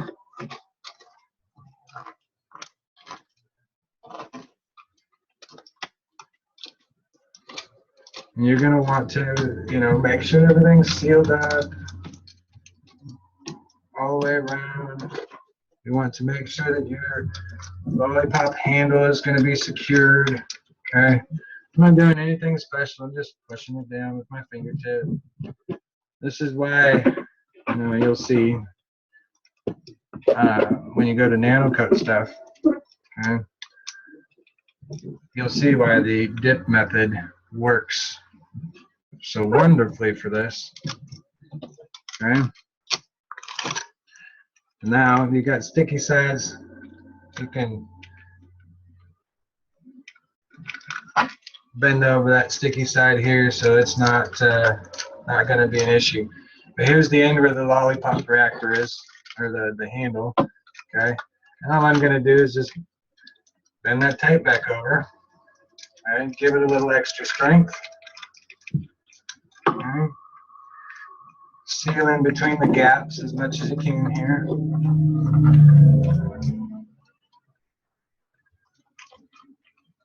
All right.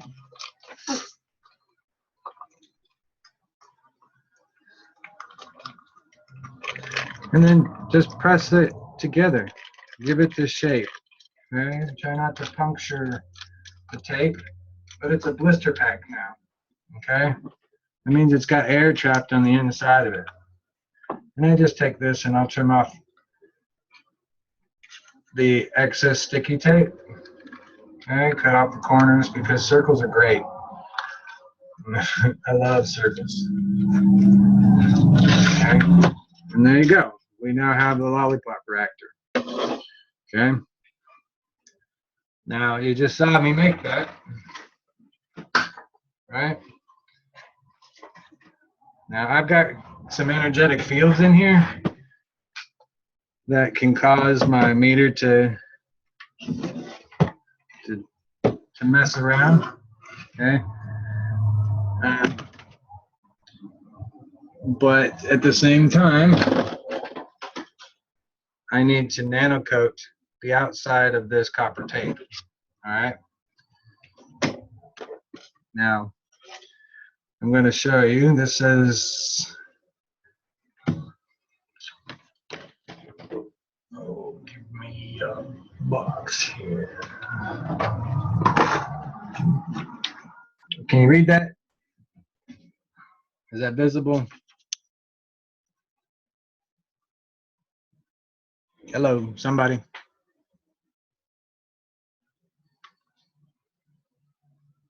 Give me a thumbs up on the screens if you can read this meter.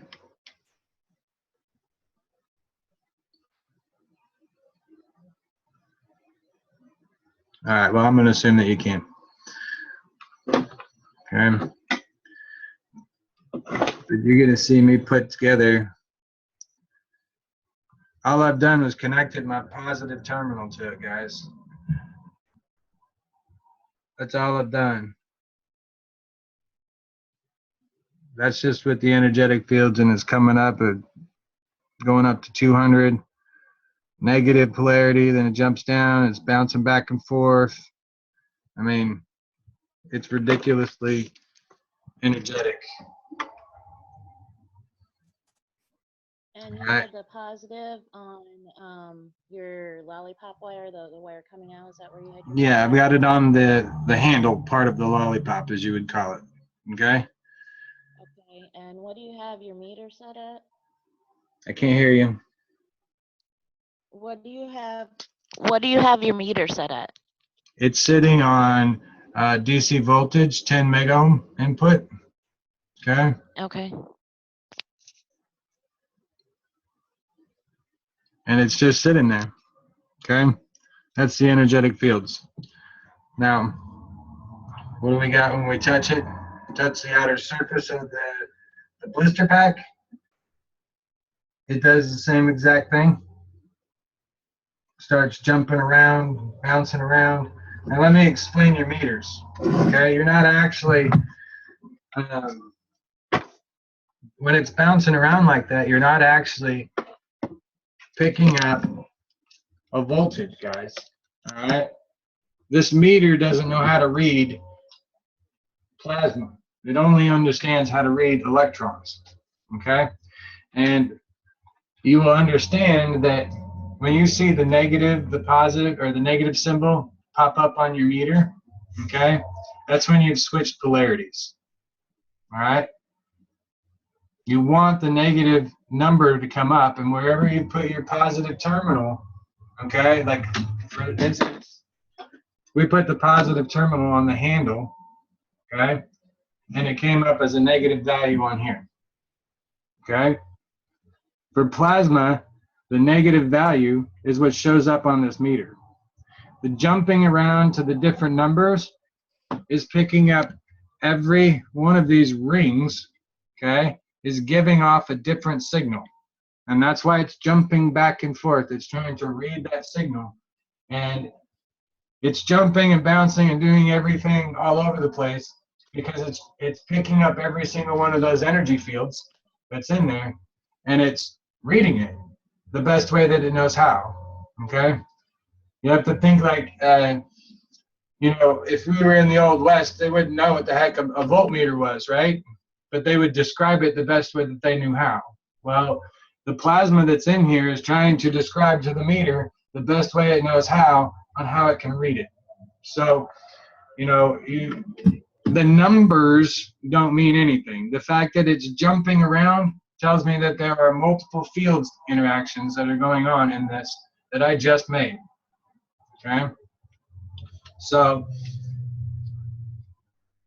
the making the meter jump around, you don't expect a very specific number. You just want it to bounce around. You want to see the polarity change.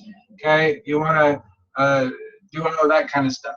When you put your red terminal on this, okay, you're determining the energy flow. You're making this the positive, okay? You're making it the energy flow this direction, okay? You're making it flow with electricity, okay? So keep that in mind. Let's see, is that building the fields up, down, up? Yes. And yes, the acids do contain, okay, this is just activated charcoal, but it does have copper oxide mixed in here, okay? That's all I've got. I've got copper oxide, diatomaceous earth, and activated charcoal in here, all right? You guys saw how crazy that went? You watched me build it right there in front. It's ready to go, And I haven't even nano coated the outside yet.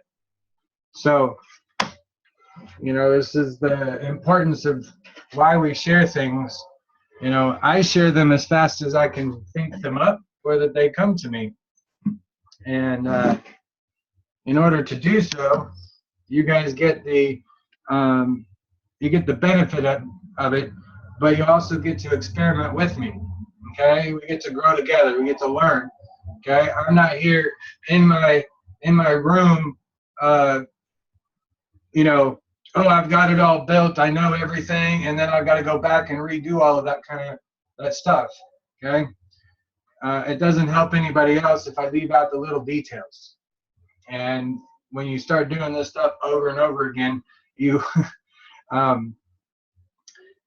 you forget the little things because they become habit. And I need you guys to make sure that when you see me making this stuff, you can ask me, why are you doing that way?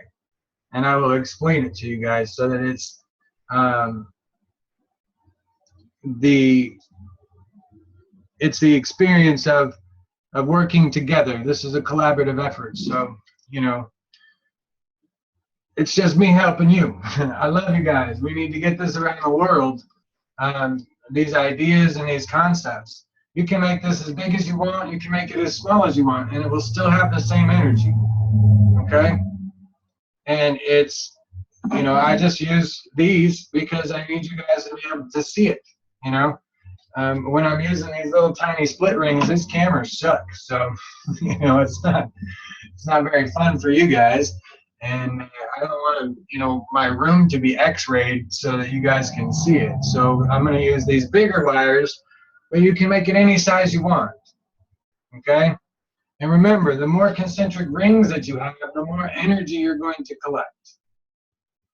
All right? If you remember seeing, you know, the pictures of Nikola Tesla, and he's got the giant spirals on the walls, okay, all the technology's coming out about wireless charging now, and you know, everybody's trying to jump on this bandwagon because they know it's going to happen, okay? Tesla had those big coils. You don't need those big coils because you have nano coating on your side, all right? You have technology on your side. Just because we want to move back into what we consider primitive of, you know, getting out of city life and whatever else, we're just moving back to nature, guys, okay? That's all we're doing. Moving back to nature. Let's see. I think we need a list of materials to do it like a live workshop interacting. I didn't know what we were going to study or need. Sorry. Can we use aluminum foil instead of copper? Because I still can't get copper foil for anything else. Sure, try it. It's an experiment.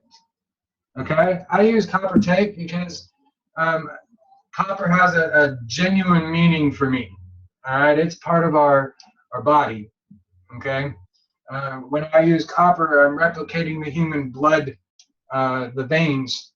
Okay, that's what I'm replicating. That's why I use copper. I'm pretty sure that if I put here, let's do it now. Okay, get some aluminum foil and put it on the outside. Let's see what kind of readings we can get. Okay. Aha, I feel it tingling in my fingers. Okay. You could do whatever you want, but this is all part of the experiment. And then when you come back next week, okay, I'm giving you the tools that you need so that, you know, next week, next Monday, we can all gather here again. You can show us what you've learned from your experiences. Okay, I just showing you how I did mine. You can make it better.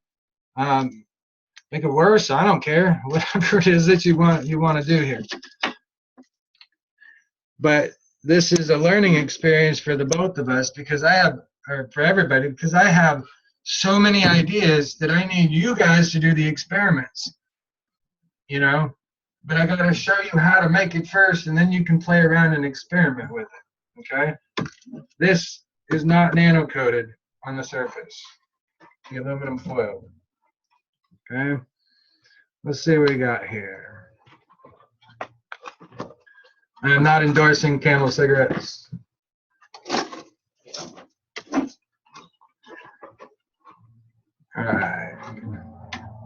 again, we're going to put the positive on top of the lollipop handle. Okay, number. I'll put it underneath, so I don't have to hold on to it. Okay. And now we're just going to touch it. Okay. We just overloaded it. Okay. That's what that beeping was for. Let's see here. How many?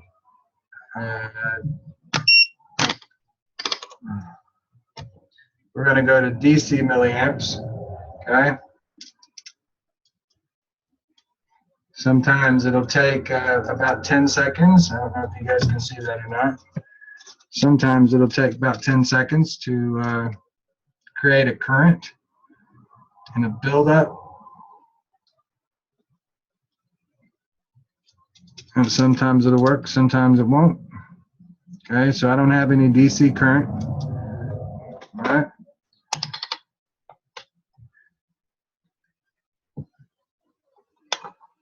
Since we maxed that one out, we're going to jump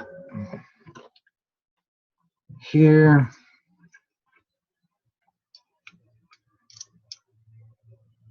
And we have managed to. Mike, can you hear me? You have to speak up. It's out of the camera. We can see the display. You can or cannot? Nope. Cannot see the display. Sorry.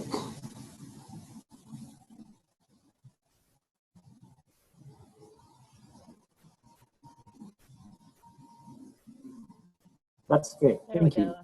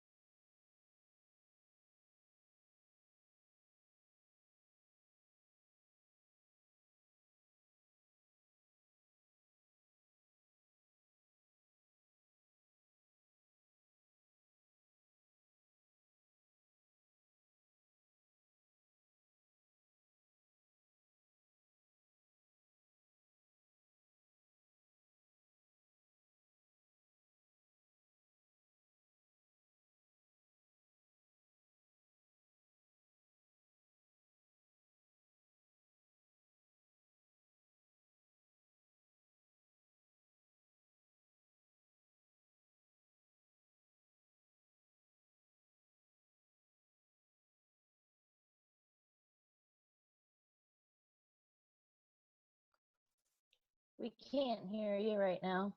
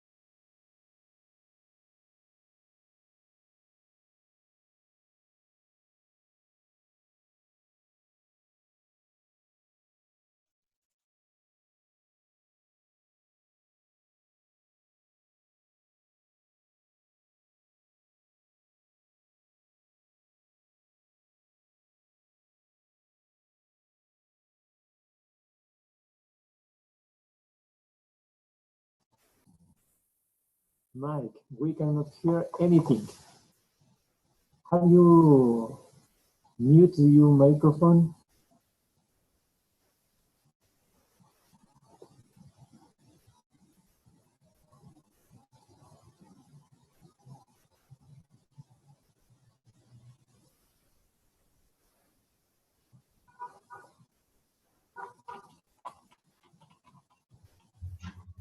Better now?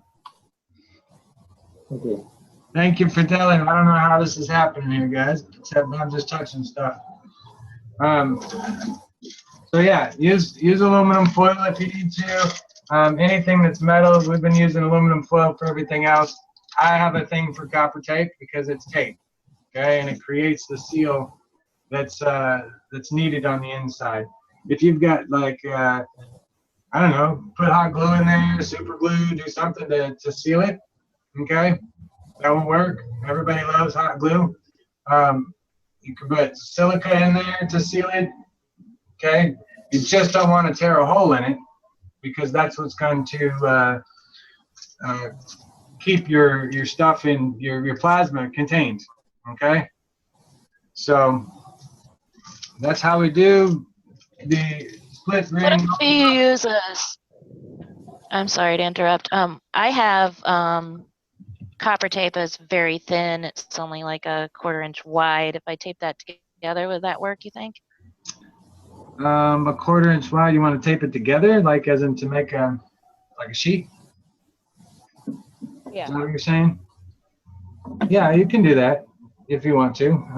It's just copper tape. Okay. One piece is always better than multiple pieces because then there's less chance of leakage from your plasma. Okay. That's the only reason why I use bigger pieces of tape myself. Okay. That tape that you're using is perfect for our battery focus group. Okay. When we're going to be working with electricity, we're going to be using batteries. So that tape that you're using is perfect size for, using batteries. So don't throw it away. Don't get rid of it. Now, I've just taken my paintbrush here, just a clean paintbrush, and dipped it into my charcoal mixture. And I'm just painting it on the surface. The brushing part of it is actually wiping my fingerprints off of it. Okay. Ensuring that there's a nice big coating, but get the whole entire surface. Okay. All the way around the edges. Okay. You can dip it back in there if you want to. Okay. But I'm just showing you how I do it so that I'm sure that there is a nice coating. The oil is taken off from my fingers and all that kind of stuff. And now I'm just going to let it dry. Just like the baking shows, I've got a finished one already. Okay. And like I showed you guys earlier, you can see that, it had dried and it started to collect. Okay. On the surface. If you're not comfortable with that idea, you want to, you feel better about, it being all pitch black or, whatever, go for it. Okay. It doesn't matter. Just keep working with this. Come up with different concepts, different ideas. Okay. But using the C shape. Okay. We'll take are there any questions so far? Do you guys like it? Do do I have a dick growing out of my forehead? Come on, talk to me, guys. I need some love here. I'm a normal human being. When I cuss, it is for emphasis purposes. Okay? I apologize for anybody that's watching these videos that if, my language offends you, okay? I'm sorry. It's the most efficient way that I know how to communicate, okay? I'm not here necessarily to be your friend or sugarcoat it. I don't care about the stigmas that the media puts on words and their definitions of, whatever. If I say the word fuck, it's because you need to pay attention to that. It's an attention getter. It isn't an insult. It isn't anything else. It's just a word, okay? It's a describing word. It's a noun. It's a whatever I want word, okay? But it's an emphasis word. I expect a level of maturity because a lot of everything in the universe is sexually oriented. It's reproduction. Okay, so we may talk about sex and we may talk about, different subjects on sex because if you understand the mentality and the emotion of sex and why we do certain things and stuff like that, you can understand yourself better. And then you can translate it into your work because you're just replicating it, okay? This water reactor that we're making, you know, as I told you before, is we're making a penis and a vagina, and we're going to make a little plasma baby out of that, okay? Literally, that is how we're making this stuff. So I need a level of maturity from my audience, you know, in understanding that I'm just describing the physical attributes of what we do and how we do it and relating it to the emotional side of things. So, you know, like I said, it's not anything personal, you know, when I cuss or, you know, it might seem derogatory. I'm just very direct. Most of the time there's no emotion attached to it, and it kind of irritates people. So just kind of keep that in mind, guys, all right? I don't want anybody to be offended and be chased away because, oh no, he's got a filthy mouth and he smokes marijuana and he smokes cigarettes on his classes. I don't care, okay? I've been stuck in this box of mine in my mind for the last year, dancing at the back of the classroom going, hey, look at me, okay? And now you guys are advanced enough that you can understand the things that are coming from my mouth. And I'm very happy to share that with you, okay? So we're going to take a few minutes. I'm going to have a cigarette. You guys can ask me questions, okay? I know that these are going to be edited, possibly in the future for, you know, like a, you know, this is how you're going to make the dolly pop reactor, and this is how you're going to make the capacitor, okay? They'll be broken down. But as of right now, this is the focus group, okay? We're creating the books and the law of infinity when we do this. And I always encourage everybody to use infinity where possible. Okay? If there's a single wire there somewhere, you can always bend that wire in half and twist it together. When you do that, you put that twist, that's your security, guys. Okay? That's your peace of mind, knowing that your creation can't be stolen. And it can't be used elsewhere. And when you make a device, you say it out loud, you know, my work cannot be used to harm any other living creature before you post it on the internet, okay? But you share it. And that's how you pass on your information. And, you know, you share it. That's why some people are having some extreme difficulties, because their intentions, when they use my designs, okay, in the realm of creation, if I make it first in a very specific shape, in a very specific design, my intent is saved in there as soon as I bend that wire. And when the completed project is all done and it's all nano-coated, it becomes one. When you name it, it comes into existence. Okay? And you give it a purpose.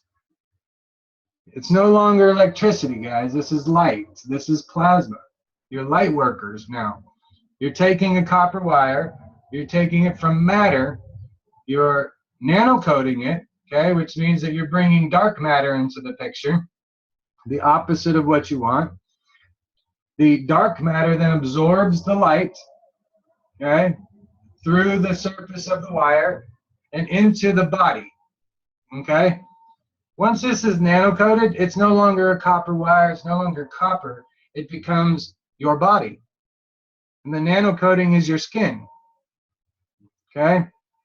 And the energy that's absorbed into your wires, okay, they become like a tube to hold plasma. They're not really matter, it's the skeleton, okay? It's the frame. It's like the bones of it, okay? And that's what the copper wire represents.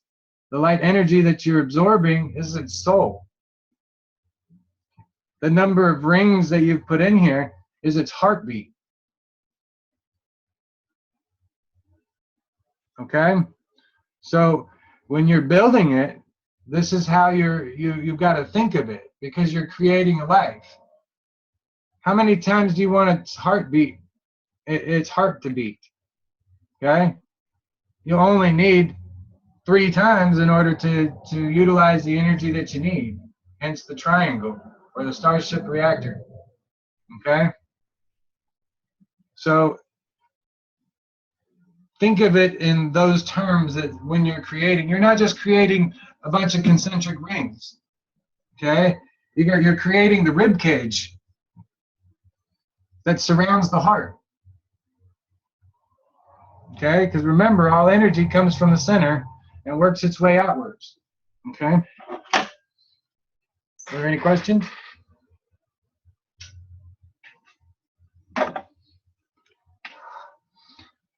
Sorry guys, I'm going to turn off my video. My lady has jumped on me about smoking on video. So I'm going to make my lady happy. Says it's kind of trashy, so you know, I can't exactly give her the finger, you know.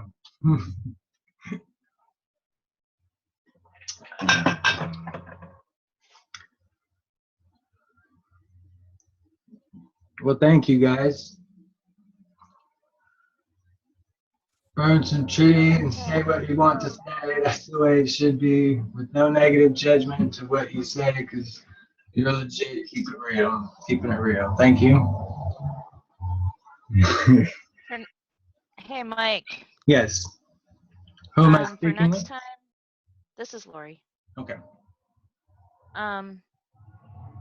I have a hard time finding the wire that's uncoded. So if you have a list of some of the stuff we're gonna use next time, that would be great. So I can have it ready, so I can do it while we're doing the Okay. video. When I come back from my little cigarette here, I'll write it on my excuse me, my dry erase board, and that way we can screenshot it.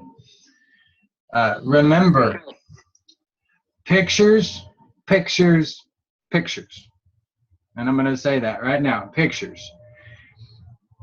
You can get so much information out there with just a picture of your stuff. Don't try to, you know, write it out like I've been in my post.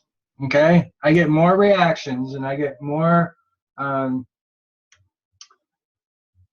say reactions, but I get more interaction with people when it's a picture.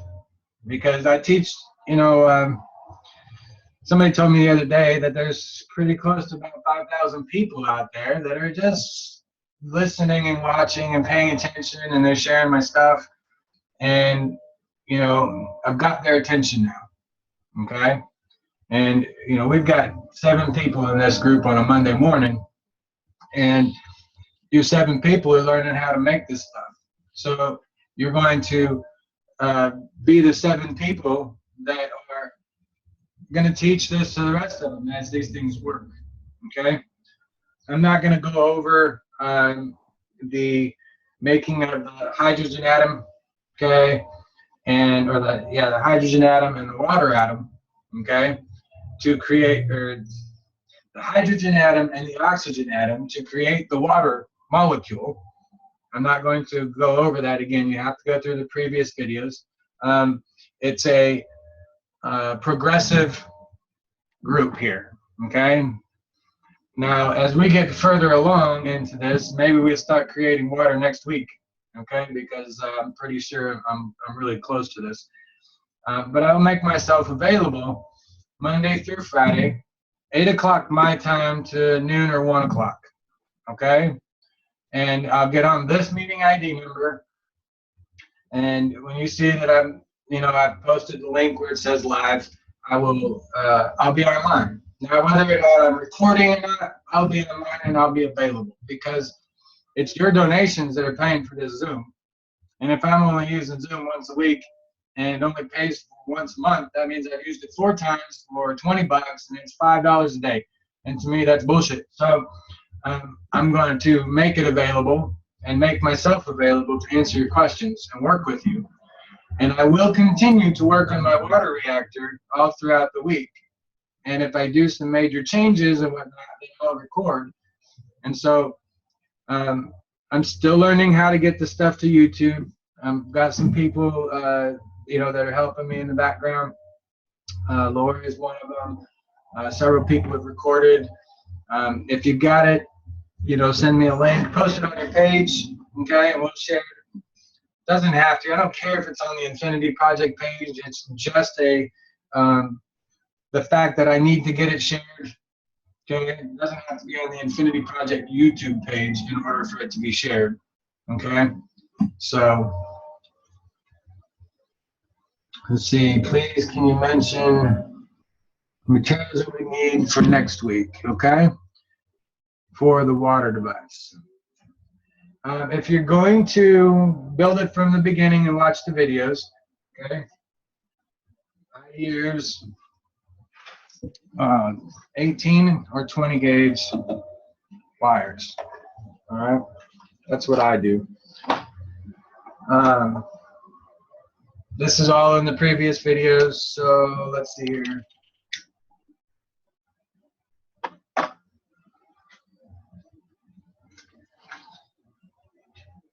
I'm going to make the list. I'm going to check it twice. It's time to be naughty because we're done being nice. Ha ha ha, I'm a poet now.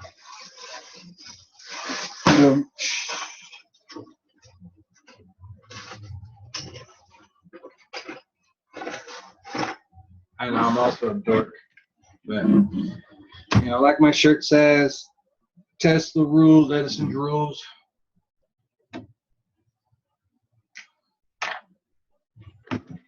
Now, my preference, guys, is 18. I've used 16, but my preference is 18 to 22 gauge wires. And Lori has stated that all the previous videos are on her YouTube page. She's been doing the uploads for me before I got my laptop. With you guys' donations, I went out and rented this HP Pavilion laptop from Aaron's Rent-A-Center. Cost me about $100 a month or so to have this, so that I can have a screen and a whole new computer setup for you guys, okay? Because that's what you guys have asked for. That's why you're giving me the donations. So don't want you to feel disappointed, and we will evolve as we go. As the needs arise, we'll only take what we need for teaching and for experimenting. Now, we may decide someday that we want to all help one person in this group, okay? Do one very specific experiment, but that experiment is going to take, it might take $400 or $500 worth of equipment, and not everybody has that kind of money. So this focus group is designed that, the more people that we have in here, we can all join together and give, $20 or $30, maybe $50 if possible, or maybe somebody won't have any at all. And it just alleviates the overall expense for one person, and we want them to be able to do a very specific experiment, okay? And that's how we support each other in this. And then somebody else will pick up a different type of experiment, okay? And maybe they'll need something that's only $20 or $30, okay? And we can all join together and help them, okay? Or you can just donate to me. I'll buy the equipment. I'll do the experiments online because I have it available to me at the moment, and we'll live this. We'll love it together, and it'll be all right. It'll be all right. Okay, 20. I use 18 to 22 AWG for the gauge, okay? When you hear me refer to 18 gauge wire and things like that, it means AWG from the packages. Okay.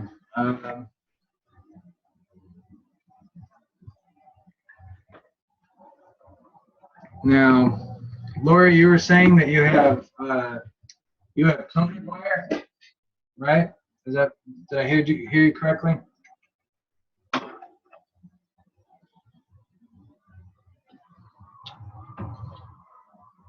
Where did Lori go?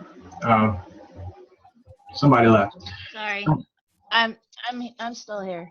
Can you hear Okay. me? Yeah. Okay, what was the question? Are your copper wires still? Did you say that they were coated? Yeah, I got to strip them down. I got some 18 gauge from the hardware store, but it was coated, so I got to strip that down. I got 14 gauge in the basement, and I've only stripped so much of that, so that's hard to bend. Yeah, 14 gauge is pretty difficult, can be. So you have regular And then wire? Or I got regular what? you have regular insulated wire? Or is it? Yes. Okay, so you cannot see the copper wire through it. No. The easiest way is to use a potato peeler. Yeah, that's how I do it. That's how I strip my wire. It just takes a while. Yeah, just a potato peeler will help with that. Or you can roll it up and throw it in a fire. Okay? Yeah. You're nano coating, you're burning the plastic. The soot from the plastic will stick to the copper wire, okay, and you're nano coated already, okay? Okay. So there are multiple options that you have. If you burn it all off, you don't want to necessarily get your wire super hot, okay? Your skin doesn't turn bright red when when you're growing new skin cells, okay? So it doesn't need to be bright red when you're making it. You don't have to add a torch to it that's going to turn it to, a glowing ember. You don't want that stuff. When you add too much heat to your skin, what happens? You damage the cells, right? You get sunburn. You blister. Whatever. You got to think about that kind of stuff that happens to your body. If you were to put a torch to your skin, okay, that's the reaction that you would feel. Okay?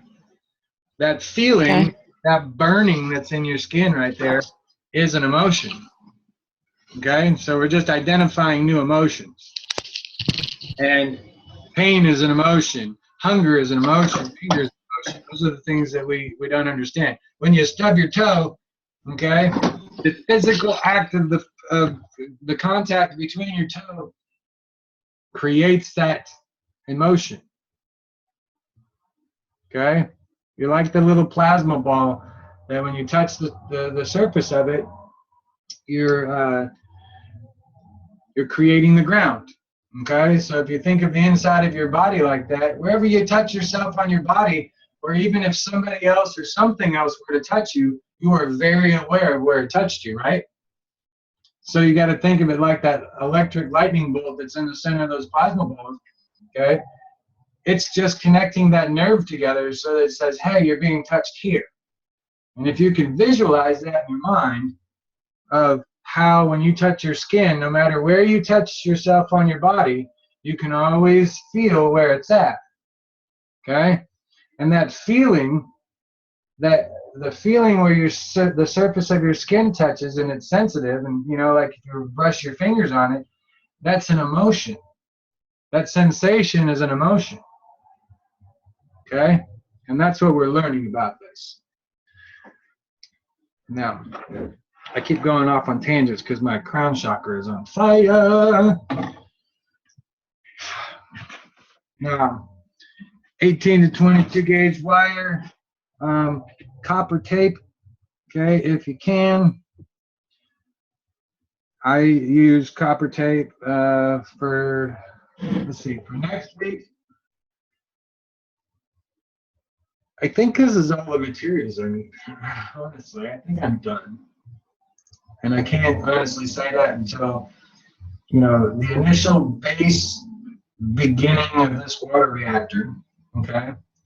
Whether it works the first time, nothing usually does, but whether it works the first time, okay, or not, it's not broken, and I'm not starting over completely because I know what I'm talking about here. We just need to increase the energy to get those energy fields to slam together, Okay, and when we get them to slam together in the middle, that's when the water will be created.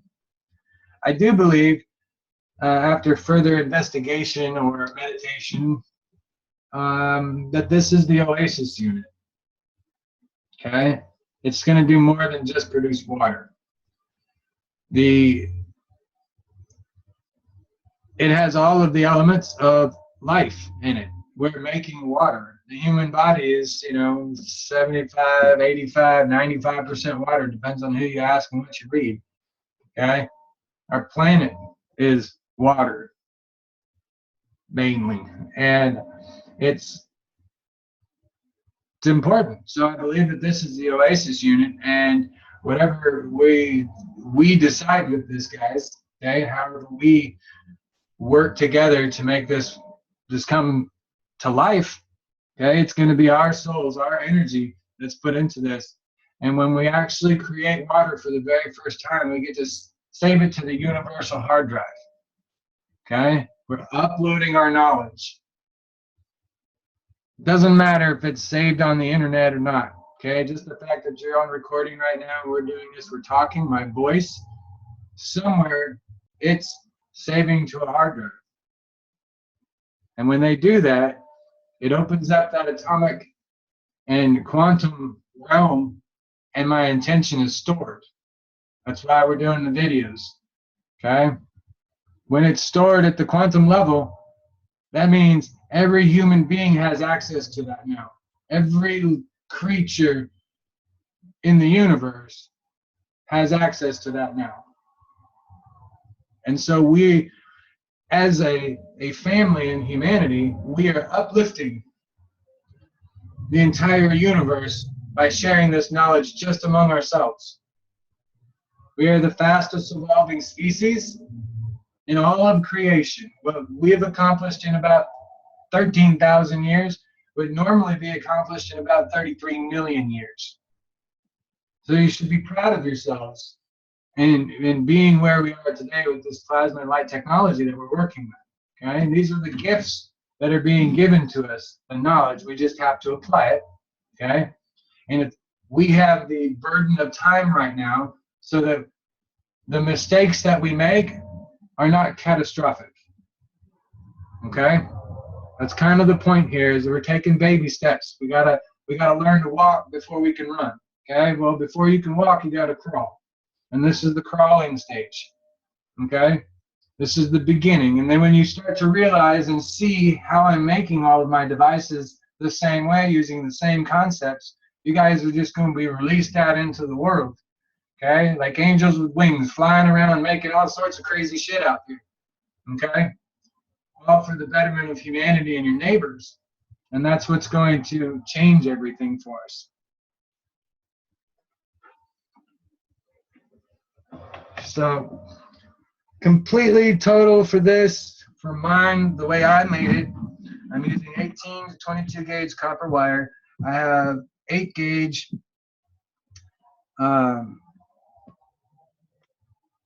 for my supports, okay, because the 20 gauge is pretty flimsy. All right, the only reason why I'm using the 8 gauge is to give it strength and durability, because I know I'm going to be moving it around all the time. If you don't have it, use a freaking stick, okay? Use a dowel. Use a branch from a tree. It doesn't matter. Just something, okay, that's going to make that copper wire stay in the place where it needs to be, okay? And that's why you saw in my video earlier.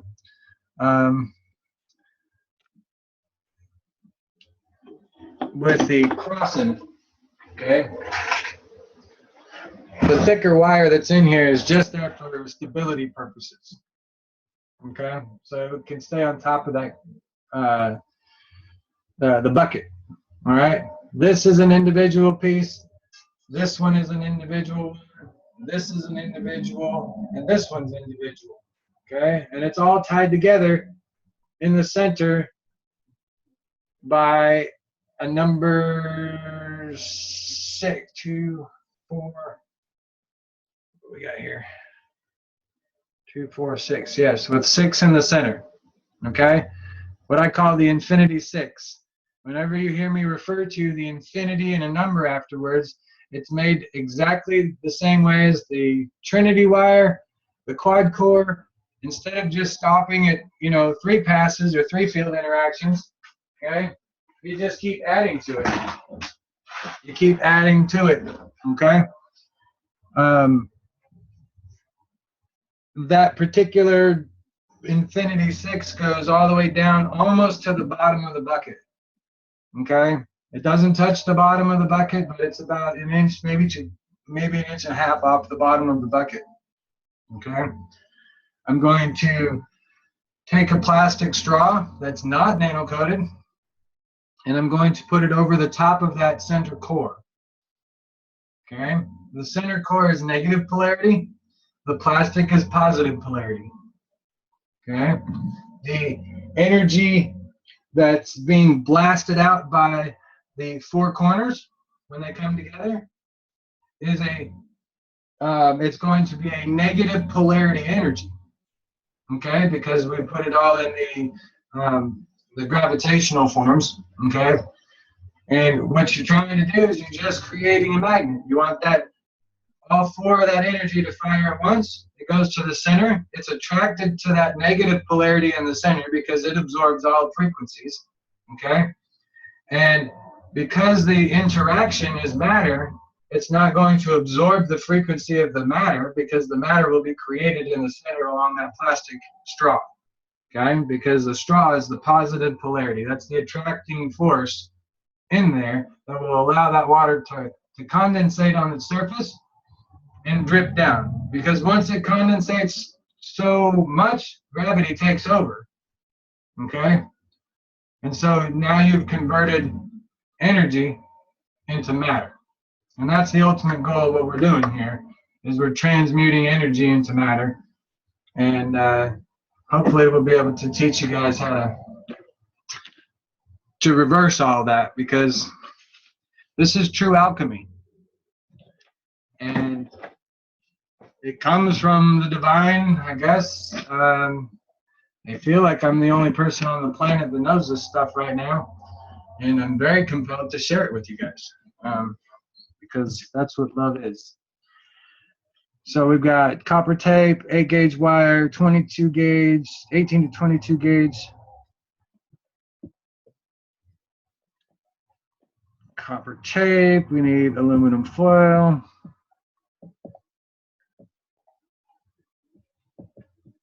Oh man. Aluminum foil and paper towels or tissue paper, a paper product.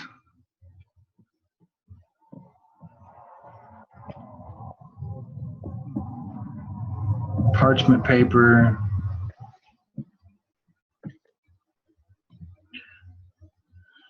Coffee filters work. I know there's probably more coffee filters in the world right now than there is aluminum foil. All right, coffee is one of the biggest drugs out there because of its caffeine, and helps that workforce just keep on charging, guys. You know, when you no longer need that workforce or to be part of that workforce, the coffee tastes so much better. I promise you. You learn to be a coffee connoisseur. Let's see, what else do we need here? For the plasma capacitors, the thickest wire possible, okay, that you've got. Don't go out and buy something extra. Just use what you've got around you, okay? Because you have it there for a reason. If everybody did the same experiment, okay, then we can expect pretty much the same results, right? So there's only one experiment. And, you know, we want the different slight variations. I need your imagination. I need you to utilize the things that you have in your home that I don't, okay? Because I've got things in my home that I know that some of you don't. And, you know, that's the point of the experimentation. So let's see here, what else do I need? Oh, we're gonna make the list for nano coating.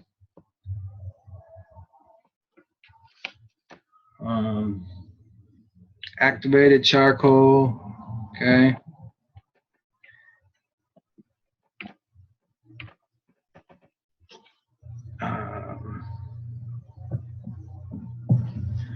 Ashes. You can put the ashes from your ganja in there if you want to. You can put your cigarette ashes in there. You can burn a piece of paper, okay. Burn logs, it doesn't matter, okay. For me, the other day, I made my, we burned our last little fire log, and I had a bowl of copper oxide that was drying out. I was, evaporating. I had it sitting on the mantle next to my fireplace, and I had a pine cone there, so I felt compelled to roll the pine cone. I'd already put ashes from a different source in a different way before I did the activated carbon, the activated charcoal one, and all of the ashes fell off of it. Okay, so they didn't stick on here. That doesn't mean that it's not there. It just created a layer. All of the thick ash just fell off. And so I was sitting there, and all of a sudden in my mind, a whole bunch of pictures came to mind of what I needed to do. So I rolled this in the liquid, okay? And then I reached into the fire and I rolled it in the ash, okay, while it was still wet. And then the ash just about immediately dried because, or the liquid immediately dried because it wasn't very thick. And then I went into my home, my kitchen,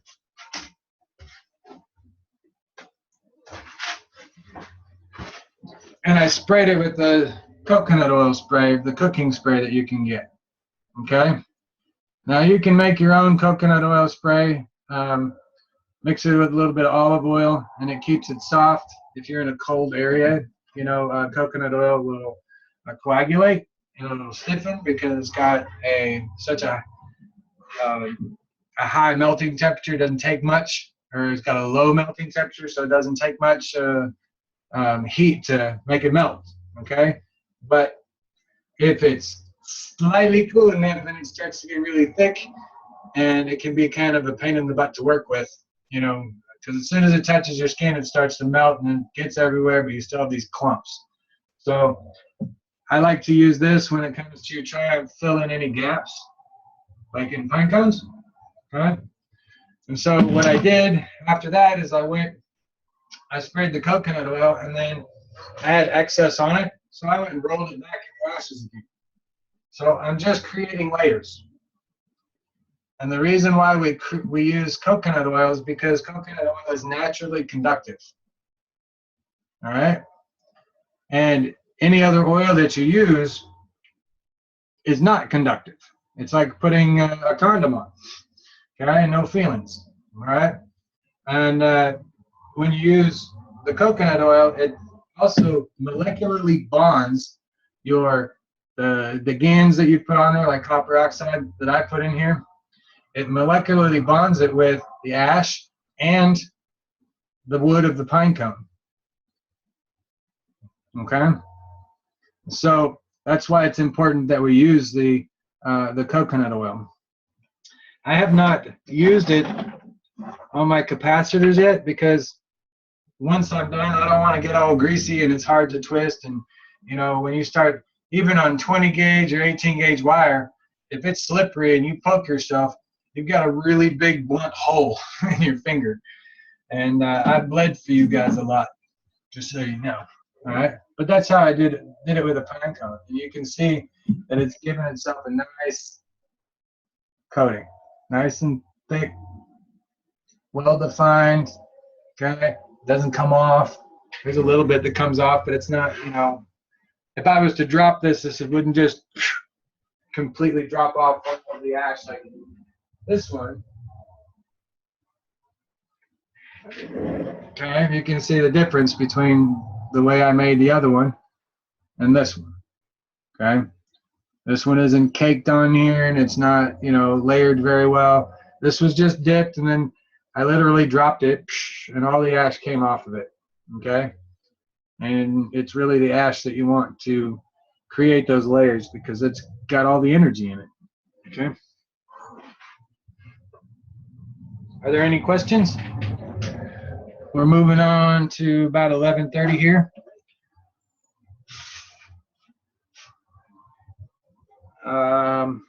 Let me finish my list here because you guys keep asking for it and I keep getting distracted.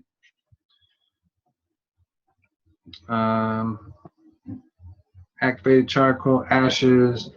I used copper oxide GANs. Okay.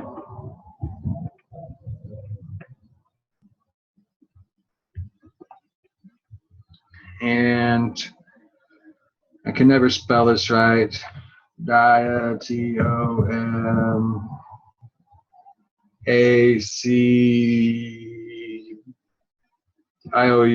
There you go. I don't even know if that's spelled right, but diatomaceous earth. Is there a good place to find that? Do you buy it online or do you get it somewhere in the store? I purchased it online because I live in a small town and I don't have the you know, the resources of a larger town, you know, but there are some health food places that you can go and purchase food grade diatomaceous earth. It doesn't matter. The wilder the better because that means that there's, you know, more nutrients in there. You know, a versatile amount of nutrients. I use the food grade personally because it's a much finer grind and it mixes with the activated charcoal much better. So that's why I use the food grade versus anything else. Let's see here. Anything else that I need? You got paper towels, parchment paper, coffee filter, aluminum foil, copper tape. This is what I used. Okay. Can you see it? Oh, come on.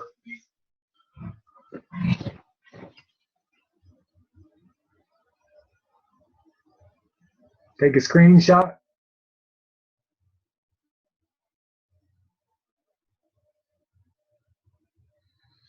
Okay.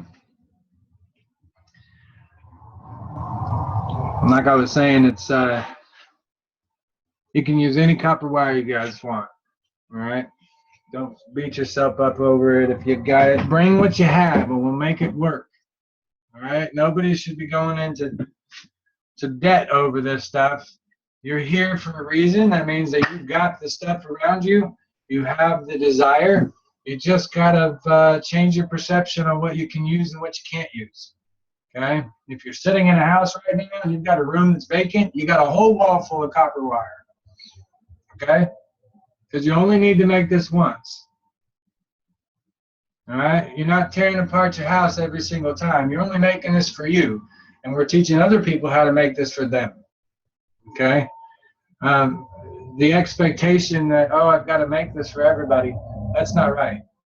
Okay? I don't want to make 7 billion water reactors. I can't do it.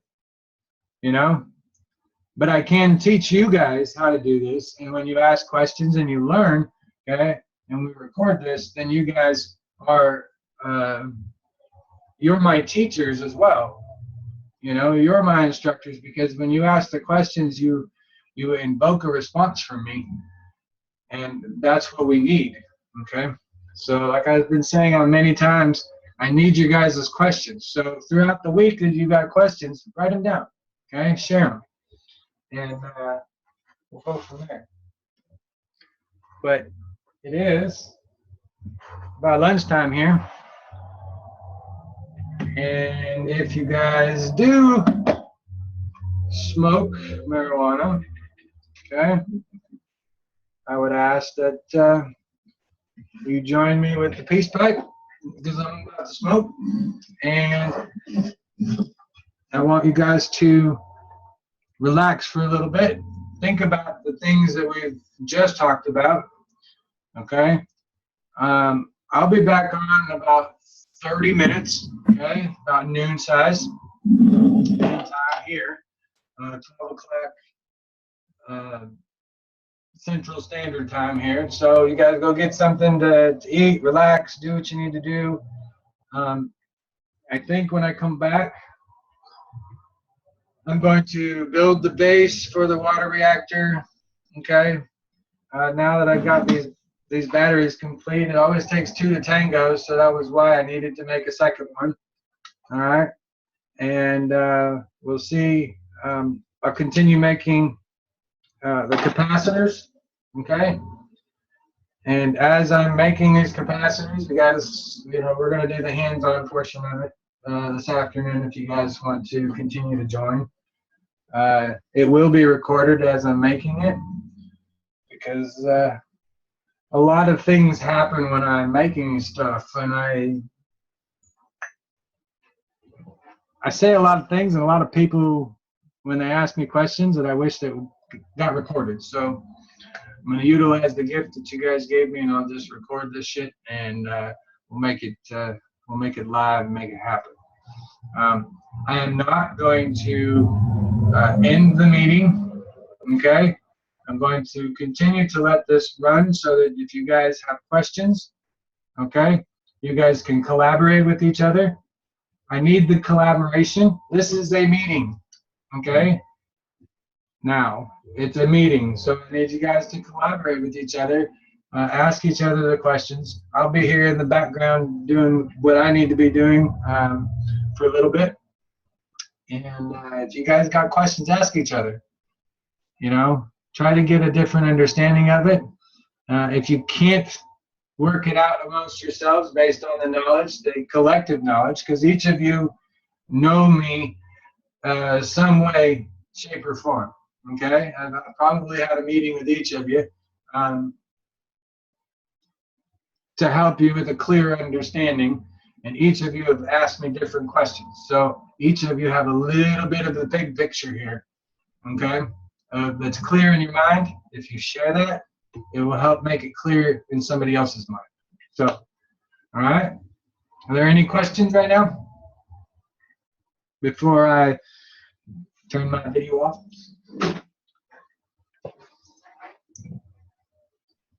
Please step forward.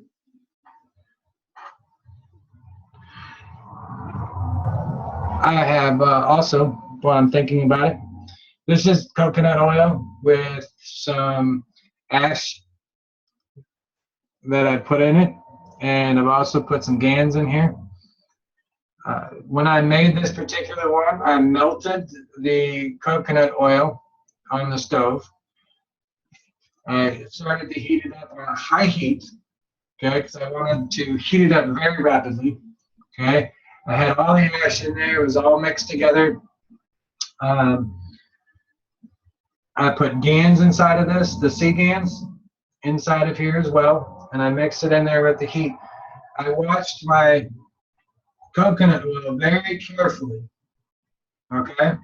As soon as the first few bubbles start coming off of that coconut oil, okay, when you're looking at it in the stove, in the pan, or whatever you're doing, okay, you'll start to see the bubbles start to rise from the bottom. It'll start releasing air, okay? When that happens, remove the heat, put it in the container, okay, as fast as you can, and go stick it in the freezer. All right? It's important that you do this very quickly, okay, because the sooner that you can get it in the freezer and the sooner that you can cool it down, that means that all that energy is going to still be trapped inside of that coconut oil, okay? You don't want to get it super hot. You don't want to turn it into fry oil, okay? That's not what we're looking here. We're just trying to raise the temperature fairly quickly, okay? We're changing the conditions of the coconut oil so it's more receptive. We're kind of opening the pores of the coconut oil so it'll accept the energy of the nanomaterials, okay, the ashes, and the GANs that are in there, okay? And then you're going to stick it in the freezer. And that's why we do it, Okay, and then once it's frozen solid, you can take it out and do it whatever you want with it, get it soft again. It's already stored. Okay, and because coconut oil is conductive, all that energy, no matter what now, okay, is transferred all throughout the coconut oil. And this is what I use to coat any of my nano coating after I'm done, and it gives it that protective coating on it. Okay, and when you put coconut oil on nano coating, you can stick it back in salt water and it won't damage the nano coating anymore. Okay, you notice how, you know, if you leave your copper inside the salt water, it'll start taking the nano coating off of it. Okay, well, if you put coconut oil on it, the actual salt water doesn't touch the nano coating anymore. It creates a barrier between the water and the nano coating, but you can still transfer electricity between it. And that's kind of the point that we need here, is to transfer the electricity without damaging the nano coating. So that's why we use coconut oil. It's your best friend. It's the healthiest thing in the world. Okay? If you got teeth problems, take 2 teaspoons of this stuff and stick it in your mouth and swish it around before you go to bed.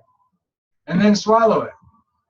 Okay? Because it's good for your body, first off. But it also helps rebuild your enamel. It helps, you know, do all that stuff. It'll get rid of your cavities.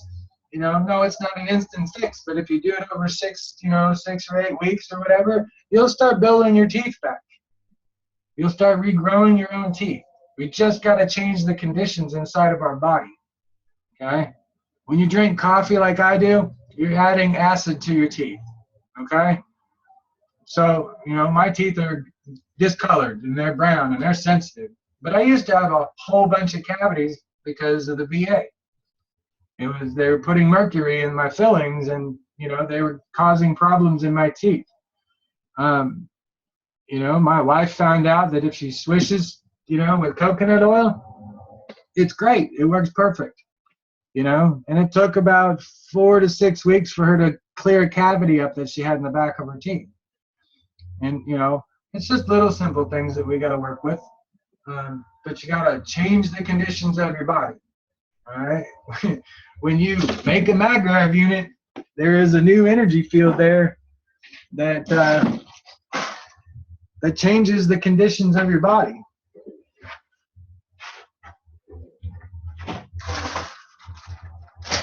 And when you're like me and you're disorganized and you're messy,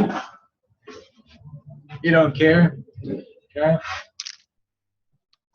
You can see my unit back here. I've changed it.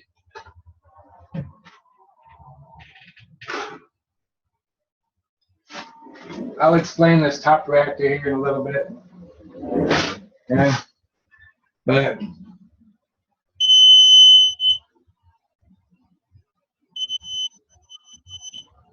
I'm still about 4 feet away from, or 3 feet away from the center here. Okay. Since I took the pyramid off the top of this, I've lost about 1 foot of energy field. Okay, because it used to be about 4 feet. Right around here is where it would turn on. Okay, and this point. Now and so I lost about 1 foot. Okay, that's the energy that I'm doing here.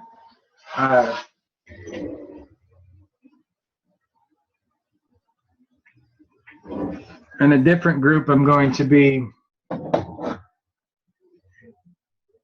wiring all of this up together. Right now, everything is separate. And I don't know if you guys understand what microteslas are. I'm just learning it for myself. Okay, evidently it takes a million microtesla to equal 1 Tesla. Okay, the Earth gives off, I think, 34 to 36 microtesla as its energy field. Okay, and so we downloaded a meter. Okay, it was just called the Tesla meter, and it measures the X, Y, and the Z axis of these energy fields, and it gives me the measurement in microtesla. Okay, for our reference, Earth is about 34 to 36, maybe 38. Okay, microtesla, I think, is what Wikipedia told me. Okay. I went and I downloaded the app, and right next to my unit, it comes up with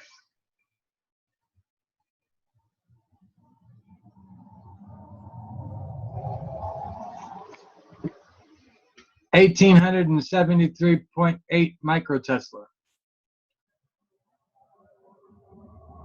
Okay. I've seen that number jump all the way up to 2,500. And it just jumps up, back and down, all over the place. But it's picking up an energy field, not an electromagnetic energy field. It's picking up the quantum energy field, and it's trying to convert it into an electrical one, because this program doesn't know about plasma fields, okay? It doesn't understand about anything other than electromagnetic fields, okay? So the equivalent of 1873 microtesla in electricity is what's being created with this plasma device, okay? So, just remember, they're in microtesla, so it takes 1 million of these Teslas in order to create one. And when you're doing that, it's the induction field. That's the wireless transmitted energy that we're working towards. That's the energy field that's going to nanocoat your copper wires in your home, or, whatever it is. It's going to make you better. That's the energy field. Just remember, though, it's not an electromagnetic field. It is a quantum field. Okay? So it's talking to your cells directly instead of bombarding it with electromagnetic energy is like pounding on the surface of the cell. Okay? Whereas the quantum energy is passing through it. Okay? That's the difference between the electromagnetic energy and the quantum energy that we're working with here. Okay? So, any questions? All right. I'm still here. I'm going to turn off my video. And you guys can continue to ask me questions, type them out if you want. You can get on here. Please brainstorm if you've got new ideas. Okay? You got lost with the quantum energy? They're two different languages. Okay? You've got electron energy, and then you've got quantum energy. Okay? I don't like to use the word quantum. It's more like a universal energy. All right? Because quantum is very, very specific for us as far as small. Okay? It's super, super tiny, and that's what the reference to quantum is. The universal energy is the same energy that the quantum physicists are dealing with. Okay? So, as above, so below, I don't want to be limited just to quantum energy or quantum physics or whatever. This is universal physics. And what happens at that quantum level, that small level, still happens at the galactic level and the universal level. Okay? And that's what they mean by as above, so below. Does that make sense? Make it a little bit easier? Okay. Anything else? I know you guys got questions. Come on, Dora, jump out here. You talk all the time sometimes, don't you? And Stephen, we've been working together hand in hand for a long time. Marco, you're the one asking questions. Sasha, I know you don't like talking, okay? But sometimes we got to jump out of that shell. So I know you have a lot to offer. That's why we're here. So don't be afraid, please. Do I need something to illustrate right now? Would you like to make up the split ring lollipop? Okay. And then if you can make the copper wires red and the spaces between the copper wire blue, so that we can see the actual energetic blueprint, or the footprint as they call it, that would be perfect. And if you can take a list and make a list for, the materials that we need. I saw the work that you did with the rings, or with the sacred geometry. I've got those saved, and we'll utilize those. Once we get this done, guys, we're gonna make like a little music video that is gonna come together, and we're gonna make it nice. We want to make it fun and energetic, because that's what this is all about. We can be serious, but we need to have fun with it. This is our world. We're gonna change our world, and it's gonna be beautiful. I've seen it, and I can't wait till we get there. I hate time. I'm so impatient with time. So, knowing what we're capable of, and the things that I've experienced in my meditations, and where humanity is going, I wish I could just upload my mind directly to you guys and say, hey, gosh, this is so much simpler. Drop all that other crap that's out there. You don't have to worry about this stuff, And that's really what Infinity does, is it simplifies it down. It lets you know that it's automatically there. Okay, so since it's automatically there, you don't have to worry about it. Okay, you can tuck it away in your little worry work box, as I call it, and you no longer have to worry about it anymore. And that's what I want to show you guys. So, all right.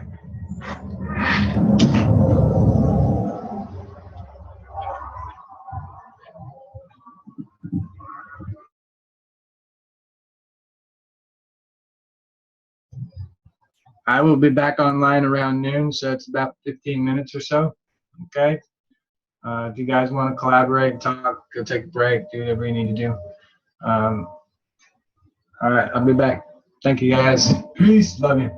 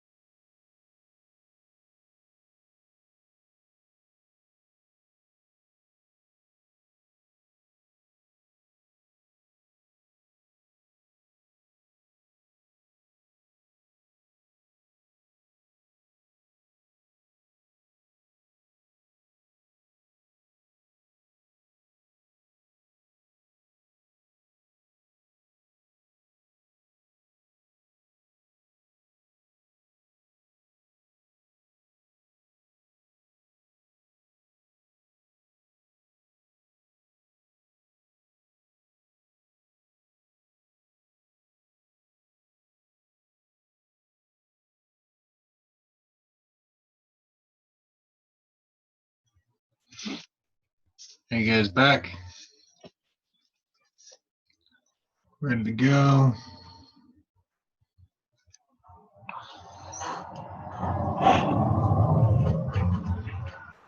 I want to elaborate on the shape that we're trying to recreate here. Okay? And we know it as the ohm symbol. All right. This is what we're recreating there, and I wanted to draw the concentric rings for the plasma battery. Okay, the lollipop plasma battery that we're creating is that we're recreating this shape. And the overall shape of this is still a C shape.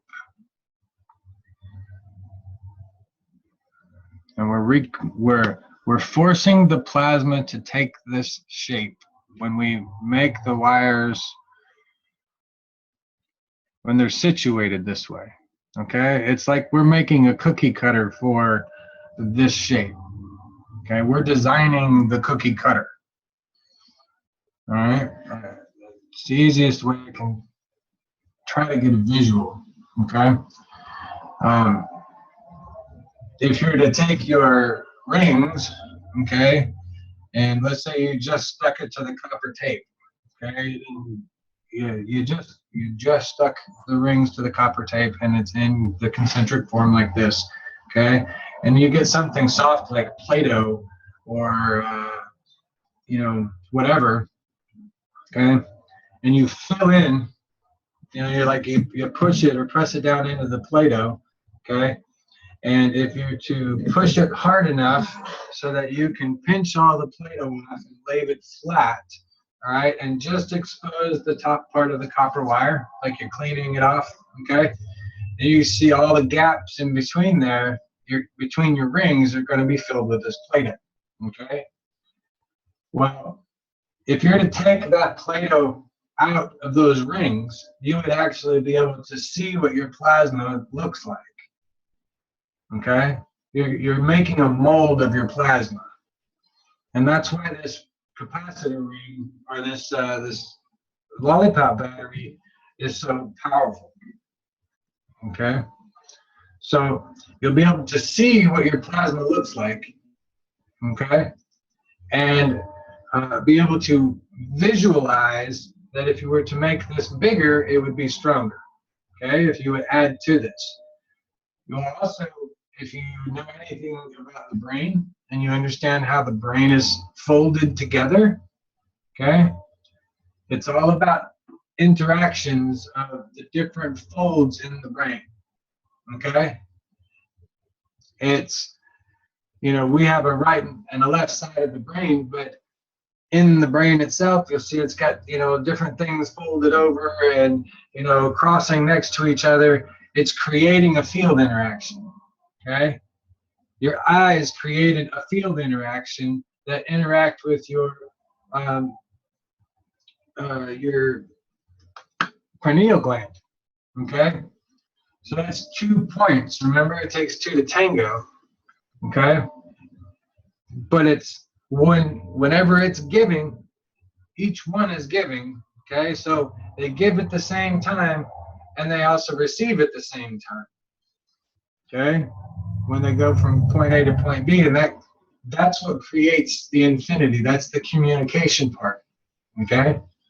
When we say that we want them to link together, okay, or we want it to interact with the next field, you got to move it next to it, okay, where it's strongest, so that you can make that connection, so they can like talk to each other. And once they're done talking to each other and you create that energy, that plasma, then you can move them anywhere, okay? Because now they're communicating at the quantum level. It's like I don't know, some features on the cell phones where you can sit it next to a program, okay? Sit it next to a program and it'll download it, or it'll you'll swap pictures with somebody else's phone, just by holding the phone next to each other. All right. They're syncing up, they're connecting, they're exchanging information, and then they're going to be separated. Okay. So I guess the culmination between the exchange on phones is the same as having a plasma baby, because you're transferring information right then, and you're creating something new in the other device. Okay.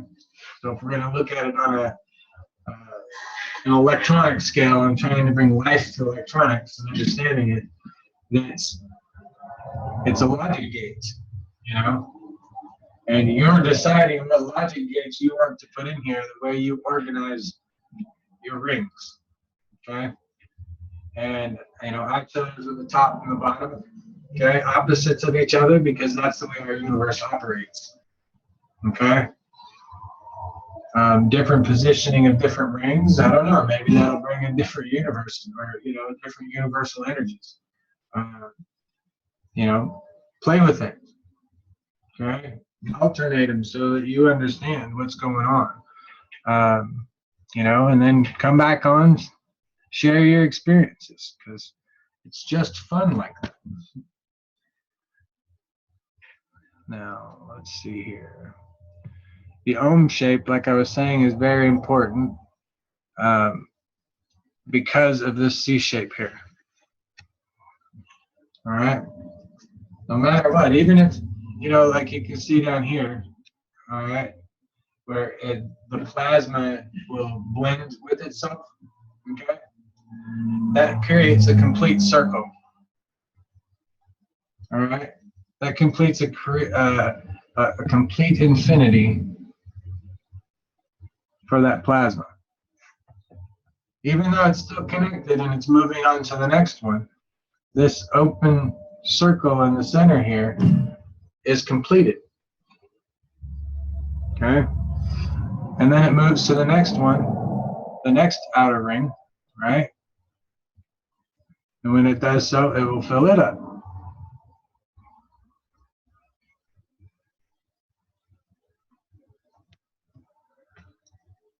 Okay.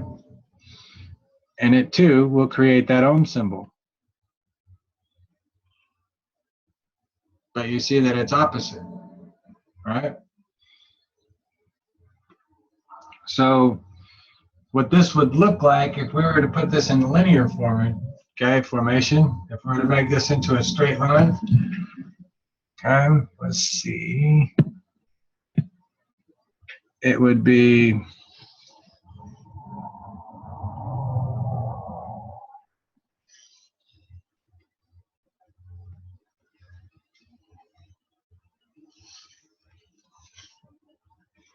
right? We got 4 concentric rings.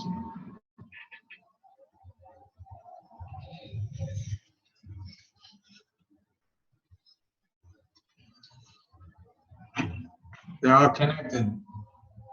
This is the way the plasmas would look. Okay? Your entire plasma. And since I'm using this shade here, this light, the thicker wire that you see that I'm drawing with my finger is representative of the thick wire that's inside those the grooves. Okay, and remember I said each time the plasma moves to a new direction, okay, it's switching polarity, right?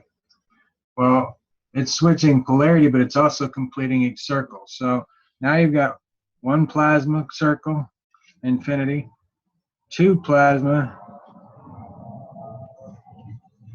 okay, and 4 plasma infinities that you've created inside of this ring, okay?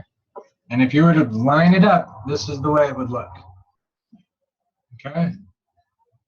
Now, if these were off to the side a little bit, positioned, let's say like in Orion's belt, okay? And let's say that they had 4 points, because they do. This is what pyramids look like. Okay, the center being the peak, and 4 sides, right? So you're doing the same exact thing here. One side is your negative, okay? And one side is your positive. Because everything has a polarity until it becomes 1. When it becomes 1, it becomes a monopole magnet. And that's where we're moving as far as our lives are concerned, okay, and our souls, is that we're becoming a monopole of a magnet. 1. We're all part of that same 1. Okay, we're all the same polarity. We all think the same way. That's why they call it the law of 1. Okay, it's just be kind. That's the rules. Be kind. Be a good person. Be a good being. Be happy. Take only what you need. If you don't need it, you don't need to take it. So, if somebody else needs it, then let them have it. Help them get it. Sorry, guys, I didn't realize the chat was up.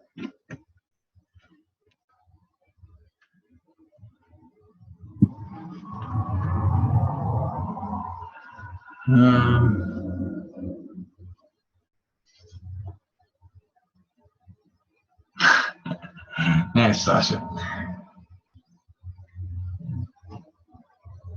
So now what we're doing with these 4 concentric rings here is,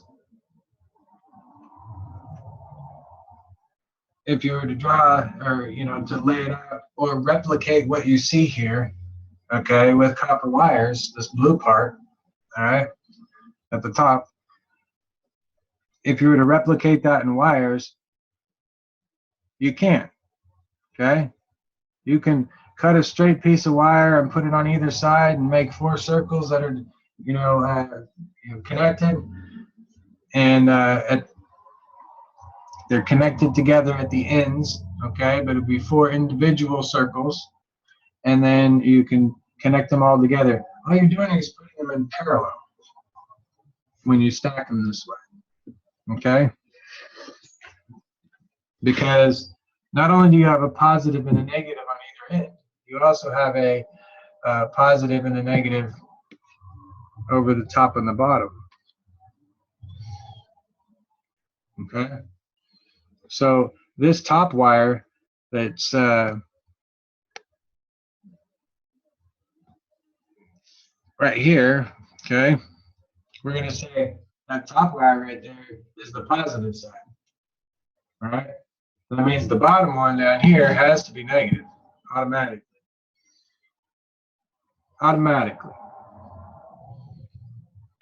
Okay, this one has to be positive automatically. The bottom one, the opposite side, is negative, no matter what it is. Okay, and if you get an odd number, okay, you're going to not have balance, and it will create energy. Okay, it'll give. I'm trying to figure out what's going on in my brain, but it will give you energy. Okay?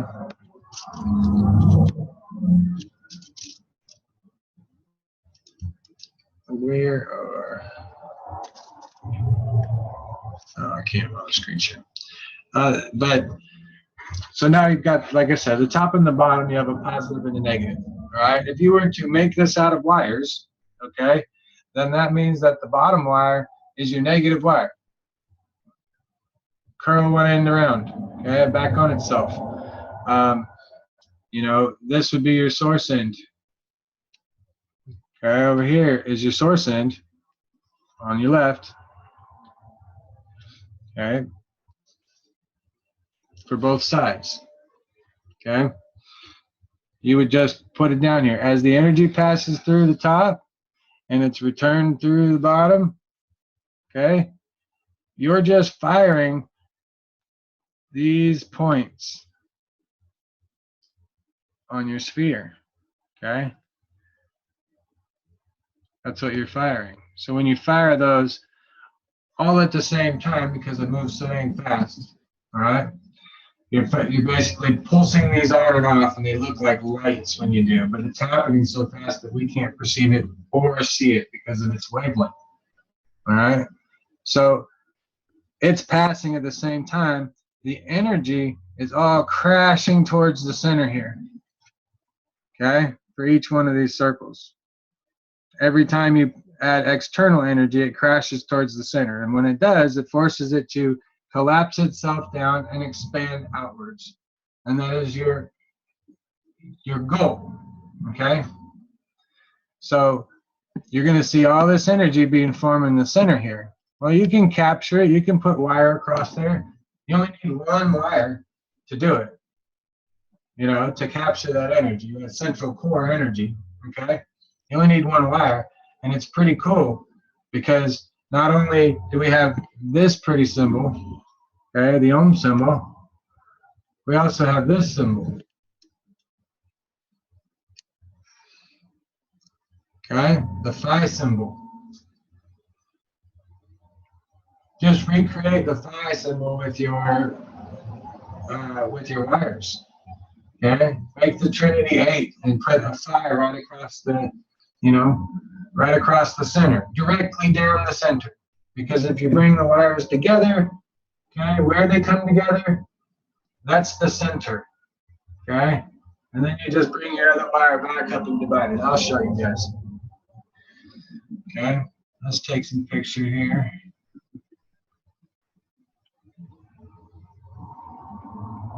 Okay, I'm gonna close this one out.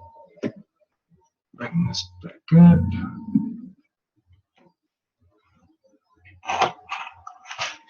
All right.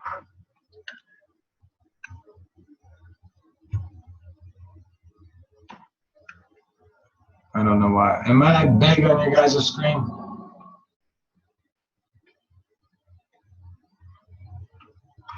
Marco, am I the big guy on the screen here?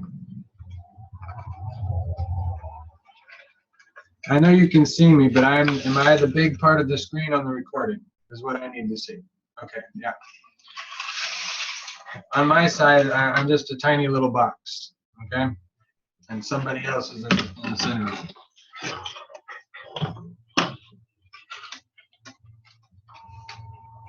So,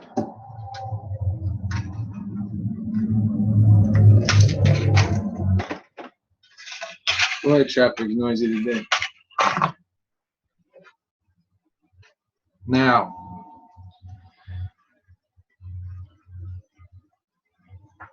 crap. I got distracted. What was I just saying, Marco?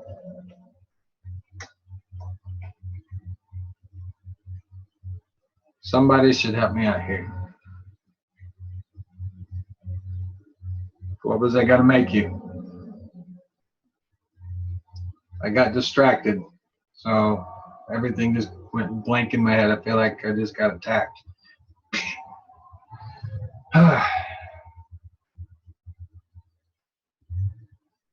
What am I gonna make here?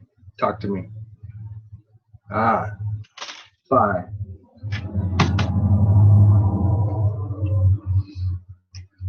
Yep, I took a deep breath and it came back to me.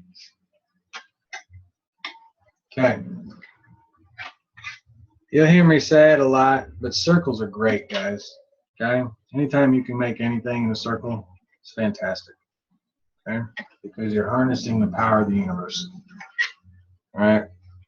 I'm going to make this simple on myself, and I'm going to start wrapping this wire around. Okay? You start to learn that you're weaving. Okay? You really just are weaving. And just repeat it over and over and over again, okay? You'll start to see that your copper wire will get all twisted and bent out of shape, and you're trying to understand why, okay? That's because you are messing with its atomic structure, okay? And like I said, try to keep it the same all the way around, you know? You don't have to twist it super 10,000 times, even though that's what I like to do because it's pretty, it's fractal, it's simple, you know, and it's fun to do when you're stoned because you're just relaxed. It's a mind relaxation technique for me. Okay. And, you know, somebody asked me, well, how often do I smoke? And I said, well, I smoke every day because I meditate every day. And I use it for my meditation because it opens up my creativity. I can feel a very distinct center in my brain that is being blocked previously. Okay. And I can feel it open up. And that's why we get the high feeling or the high sensation. You know, people, that's their creativity center opening up. That's the emotion of the creativity center. So all I'm doing is just the same exact thing on the other side, going the opposite way. Okay, I'm leaving a little tail on it. Okay, I haven't decided yet if I'm going to completely close it down, roll it down there. Okay, all the way down and just have the wires, just the ring by itself. Okay, I'll show you what I mean. But now we're just weaving with wire, okay, because we're creating the fields. We're drawing the fields that we want to see exist, okay? And we're about to take a snapshot or create a snapshot of where this electron is going to go, right? What I call an electron. And we're going to make a picture out of it. And we're drawing that picture using copper wire as a 3D printer, okay? You are the 3D printer. Your imagination is the computer system, okay? It's the program that's running that 3D printer, okay? Yeah, I'm just gonna keep twisting these together, I've decided. All right.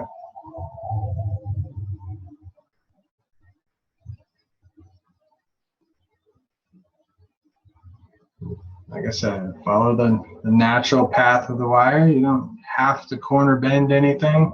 If you got to make a 90-degree bend, it's because you want a very specific shape. But when you're making circles and infinity, then you're just going to continue the natural flow of the wire. Okay. So now I just created a double helix infinity ring, or they're called for something. Okay. Are you kidding me? I'm not muted. Okay, that's got it.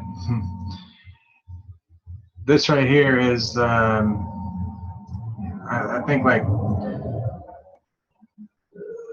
Cy Sperling. His, I can't remember the name of it, but there's little health rings that he makes. All right, these are the ones that you can make them. Just made in infinity using one wire wrapped around itself. Okay, you determine the direction or what the energy field is when you make it this way. If you weld the ends together, you don't get that. Okay. It automatically moves to the right when you're in when you weld it together. When you make them this way, you can decide whether you want the energy to spin to the right or if you want the energy to spin to the left. All right, and you get a choice in that matter. If you weld it, it's automatic. Okay, automatic to the right when you nano coat it. Okay, but I'm going to recreate the phi symbol here. Okay. And I'm going to use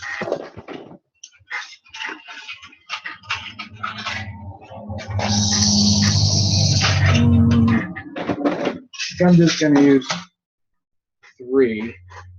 Okay. So I'm going to use the Trinity setup. Okay. But I'm going to have to require my drill because I made this one a little bit longer. Okay. I just want a little end on one side. Okay. This end is my source end. Okay. I'll follow my own rules. I'll bend over the end. Yeah, bend some things over. Sorry, not trying to be too crass, guys. All right. Trying to even this out so that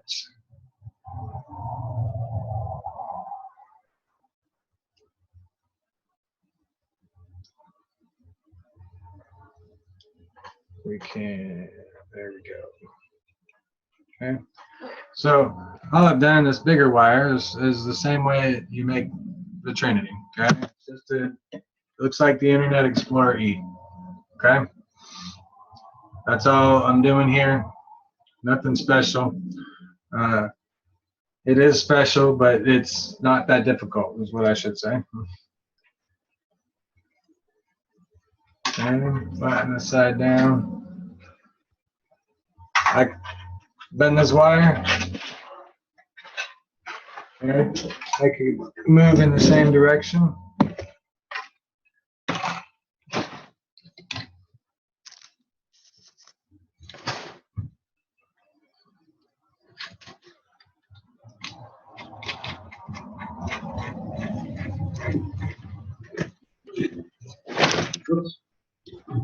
I'm sure that was really loud. I apologize for that, guys.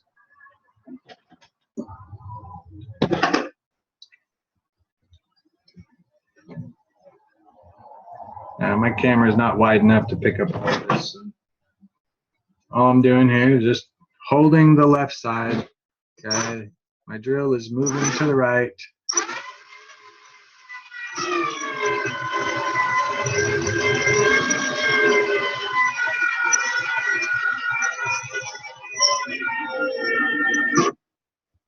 Okay. Once again, twist it as many times as you freaking want. Okay. Now, I know I've got 3 there. Okay. I've made 3 field interactions. Since I want 9 in the center of this ring, okay, I want to repeat what I just did. Okay. Now I've got 3 wires, and I'm going to go back around. Okay, to create the same thing. Okay, try to get the distance. Try to get the distance right for the ring that you've created. Okay, that's all we're trying to do here. Pinch it down evenly if you can.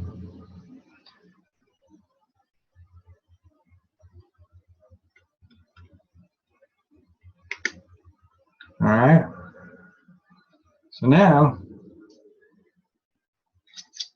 I've got 3 field interactions, 3 field interactions, 3 field interactions, 3, 6, 9. Okay, so now I've got a total of 9 field interactions that I'm going to pinch together and again twist from the same side that I twisted before. All right, you're just repeating things over again. So I went from the Trinity wire to the Infinity 9 without using a whole bunch of wire. Okay, this is how you're going to multiply all of your field interactions. Okay, simplification, that's my job.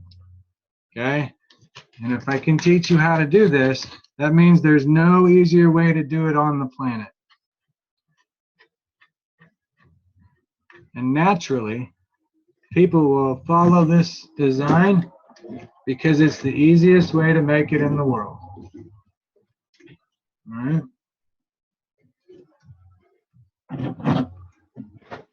Again, you're just doing the same thing. Now I'm taking those 9 field interactions and I'm going to twist them.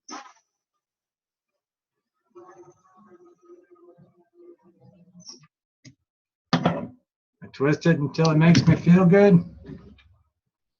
All right. Or I like it. And now I've got a nice, clean Infinity 9 wire.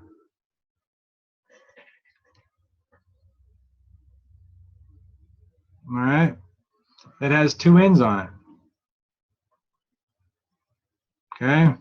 Then you take those 2 ends and you see the source end here, and you will see that where your wires overlap more here on the rings, okay, it has more energy build up here. You'll see them where they intercross each other again and again and they come together. That's the negative side, or the red side, or your source side, okay. So that's where I would tie this end, in the center or wherever, close to that, all right?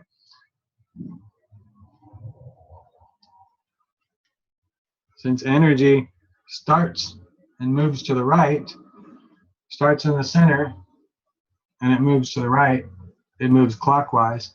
So your energy is naturally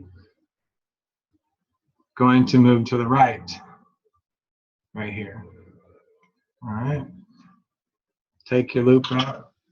Now you leave your loop in there, I guess, and it becomes self-feeding. All right, and now you're going to connect this end. It's down here. All right.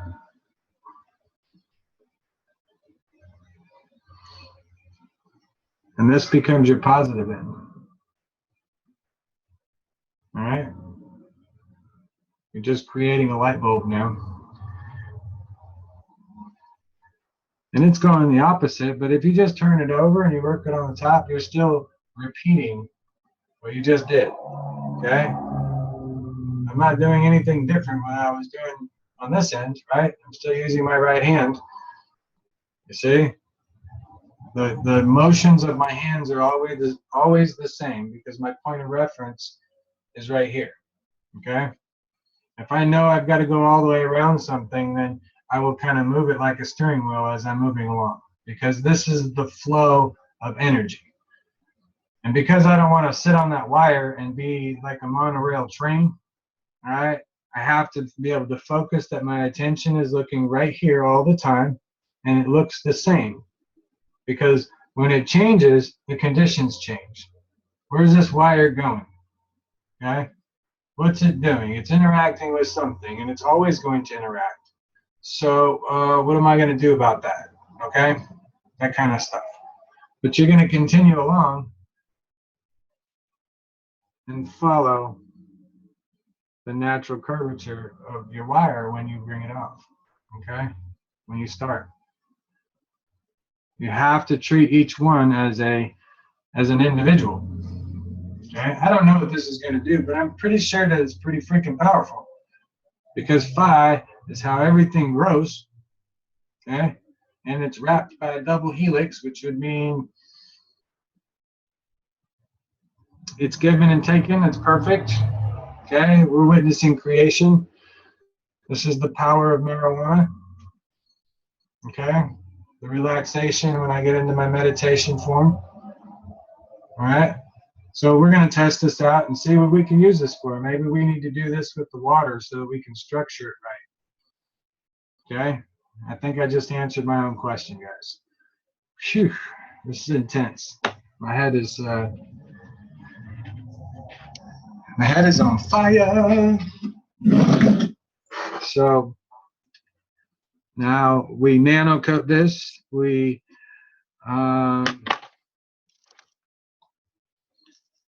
going to nano coat this. What if we were to, after it was nano coated, we could treat it like the capacitor. Put our paper towel with ends on it, okay? Use the aluminum foil on there.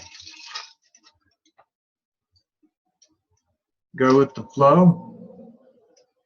What do you think, guys? Talk to me. I know that you are, some of you have got some plasma experience. Talk to me. What are we going to do here?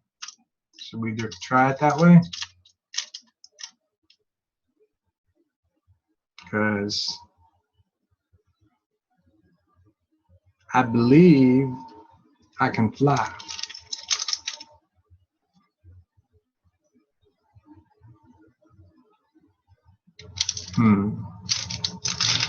At any rate, I will think more about this as well.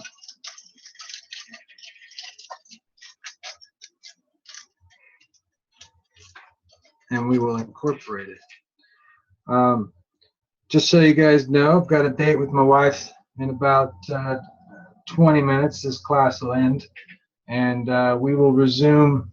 I'll be online in the morning again, but the official class will be Monday at 8 because I will be assembling, but I'm going to make sure that I record as I'm assembling this stuff. And then we'll do an update. Every Monday is an update on everybody's progress and where they're at. So, it's no rush. Just kind of show us what stage you're at, wherever. As long as you're building this reactor,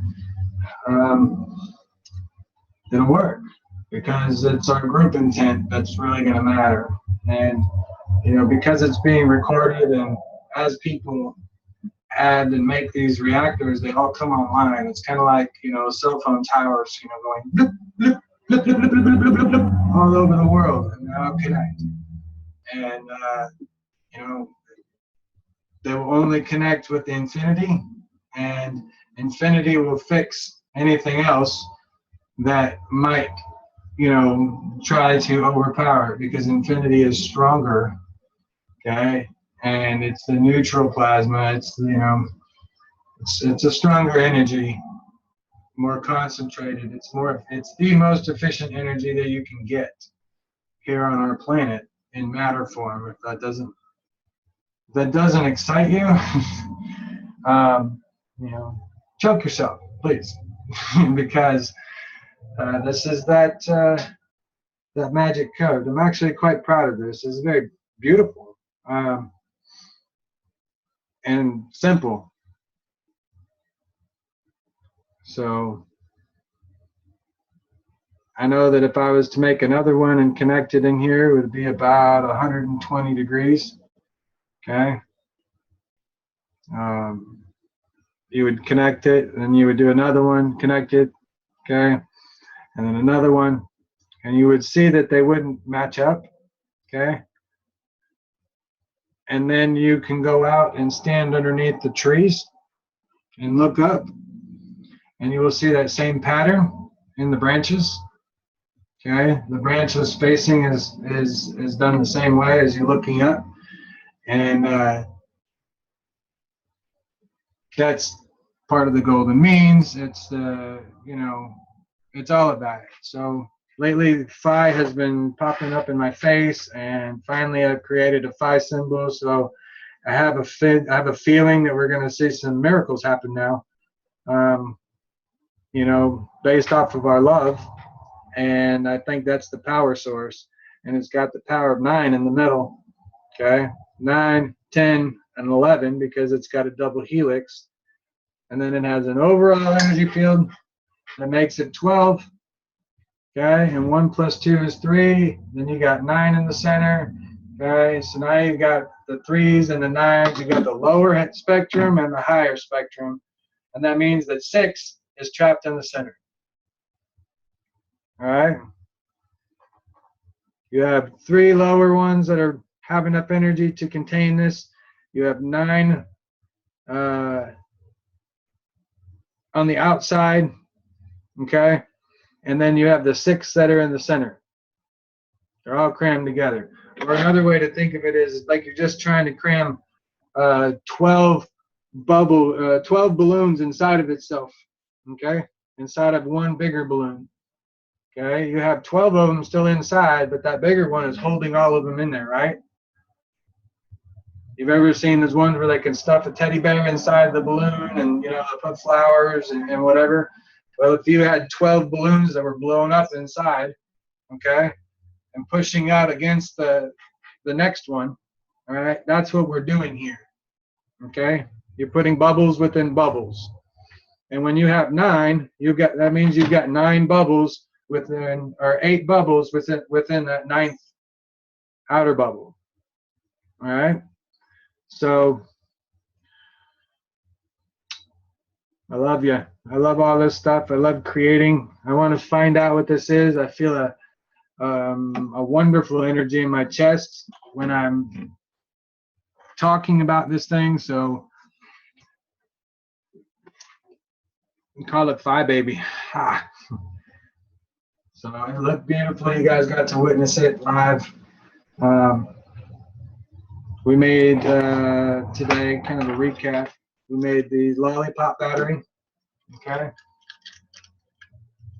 Showed how to make it. We showed the voltages that came with it. We made the phi ratio 9 centered core, and then it's got the 2 on the outer field, and the third one, yeah, okay?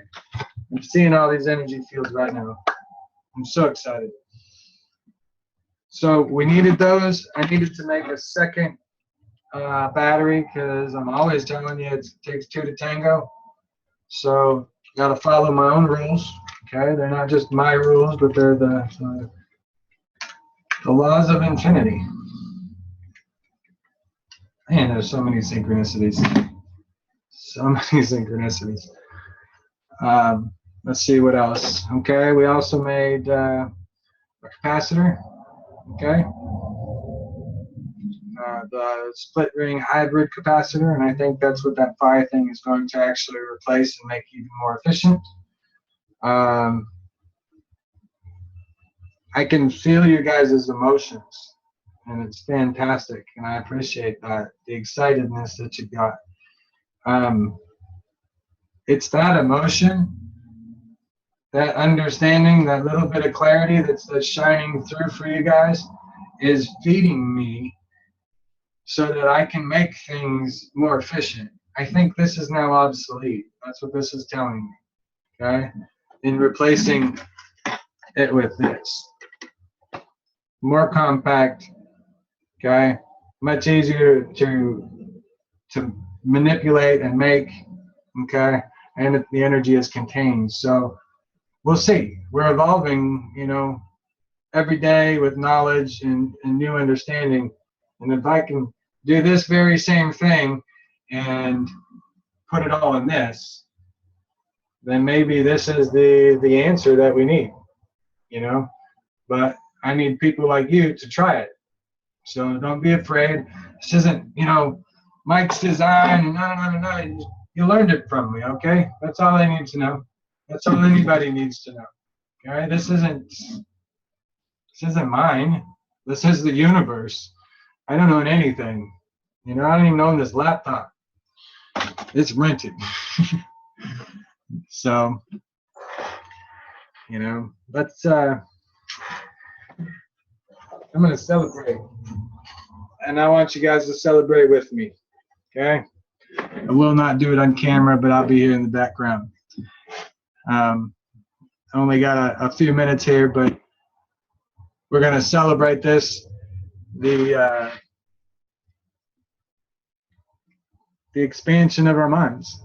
You know, I can really feel your guys' love, and I appreciate this so much, and that's what helps. Feed my creativity. Help me help the world. Help me help you guys.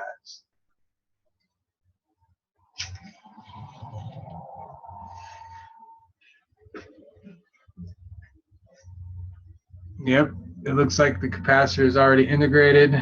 And yes, the concentric ring should be nano-coated. Yes.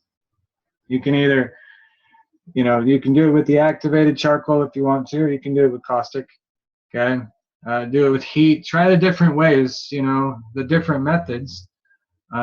This is only one way that I've done the nano coating. So there are many different methods. You can use many different types of materials and plants in your caustic if you want to continue to use caustic. You can use many different ashes. Okay, certain ashes give off at different voltages, contain different things. So keep that in mind when you're burning stuff and making the ash out of it. You know, I would suggest that you use burnt bananas myself. That was just what came to mind because, you know, bananas by themselves are naturally radioactive, and you might be able to harness the isotopes from the banana after you burn it to I'm going to do this, so I'm suggesting it to you guys to burn the bananas, and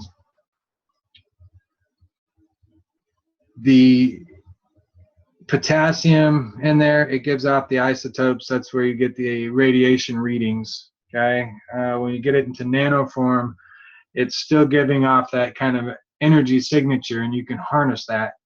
And so I would suggest adding that, but that's where you get, I'm not sure if it's potassium by itself or the complete mixture of, you know, what it takes, all of the elements, what it takes to make a banana. Okay, so I can't tell you just to use KOH or a potassium supplement. You have to use a banana. The peel and the fruit is what's coming to mind right now together. Burn the whole thing down to a crisp and use those ashes in your water. Okay, or mix it in with your coconut oil is what it's telling me, what I'm telling me. You can mix that in your coconut oil, and you can also mix it with your like I'm got my activated charcoal and things like that. You can mix it in there with your GANs. So yeah, burned bananas came to mind, and I believe Tom Salas just sent me that picture because that's what popped into my face. He said I need to be using bananas right now. So we're connected. There's another soul brother. You know, we're sending each other, and you're going to start noticing images, or suddenly I'll answer a question that you just come up with. That's because I'm reaching out to you guys on an emotional level, and we're talking telepathically. We're talking with our emotions, and we get connected. And whenever you get an idea that pops into your head all of a sudden, okay, it's your idea. Okay, I might be able to send you a picture, but the interpretation of your energy, it's not going to send the exact same picture. Your brain is going to unscramble that picture, all right, and you're going to read the intent. And you're going to be able to read through the lines of it. And so when you see a picture, you're not really going to see a picture, all right? You might say, let's say a flash of a picture will come through your mind, all right? And you'll see it, but you can remember it all right? You're not seeing it all the time. It'll interrupt your vision for a split second, okay? And then you're aware of it, and it disappears, and you can see through, you know, you can see through your eyes again, okay? That's the way I'm trying to explain how it happens for me. And so when you get that flash of a picture that comes up, it's there. And then all of a sudden you get all the data that's attached to it, okay? The smells, the senses, you know, what it looked like, you know, the sensation on the skin. That's the data package that comes with your download, okay? You get a picture and a data package. And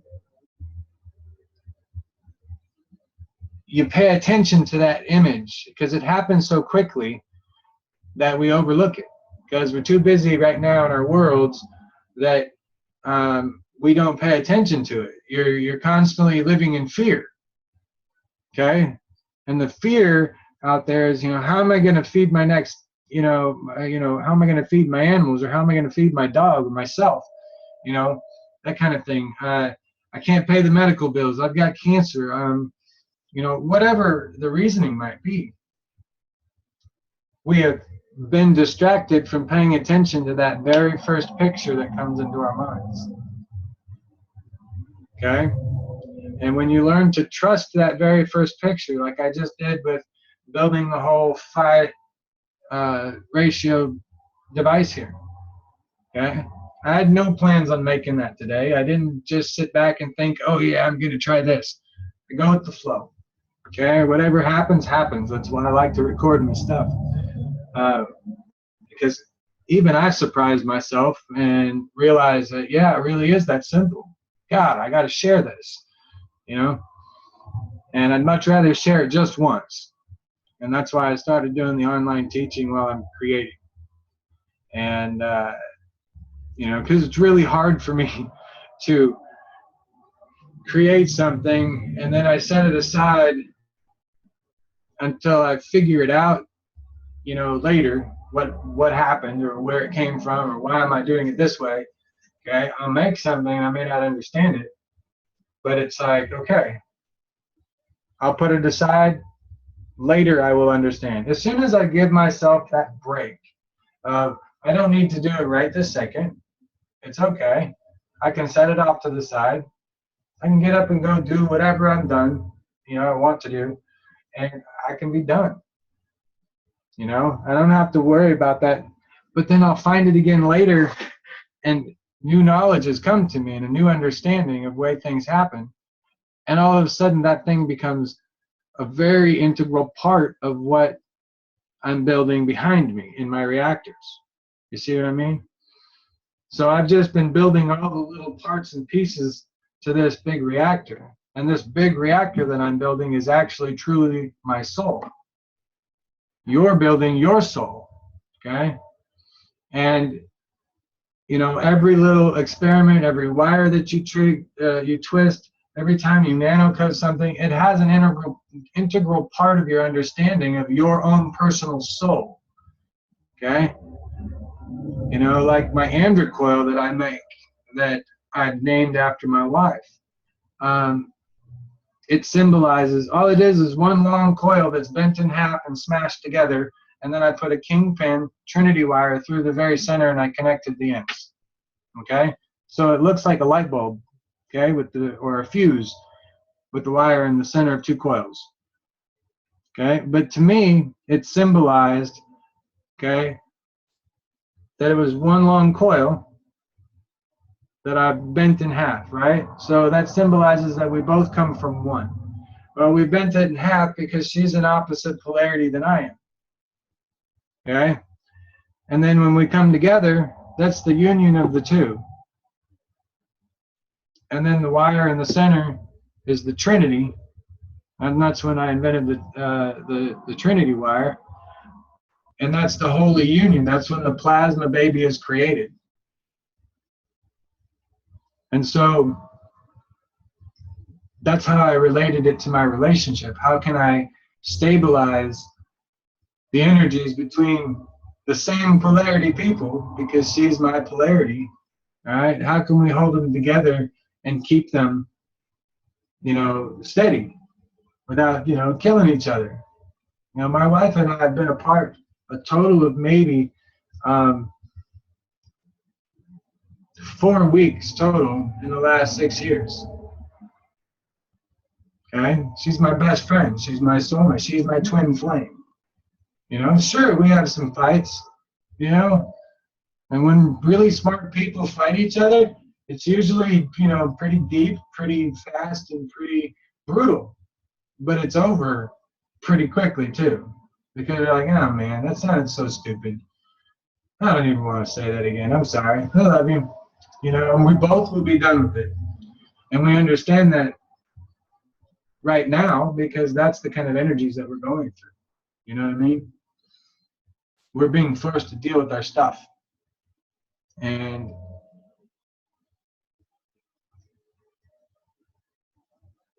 you're no different. You're no exception to the rules. Okay? Nobody is on this planet. Everybody's going through this because we, as the ones that are the ascended masters, okay, it's the only time you'll ever hear me refer to myself as the master.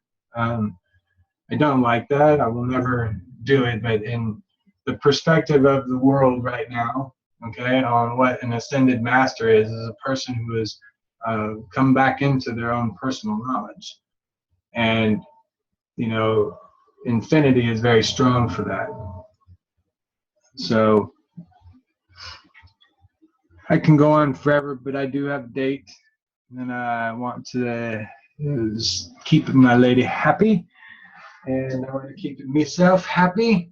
So I'm going to go ahead and close out this session. And officially next Monday, we will meet up with how everybody's doing. So you'll have all week to watch the videos, get caught up, make some of these coils, get your tape in if you can purchase it. Do the different experiments, and then next Monday we'll talk about all your experiments. But I will be online as well doing my experiments, and if you care to join me, you know, I will be online, you know, using this same meeting number.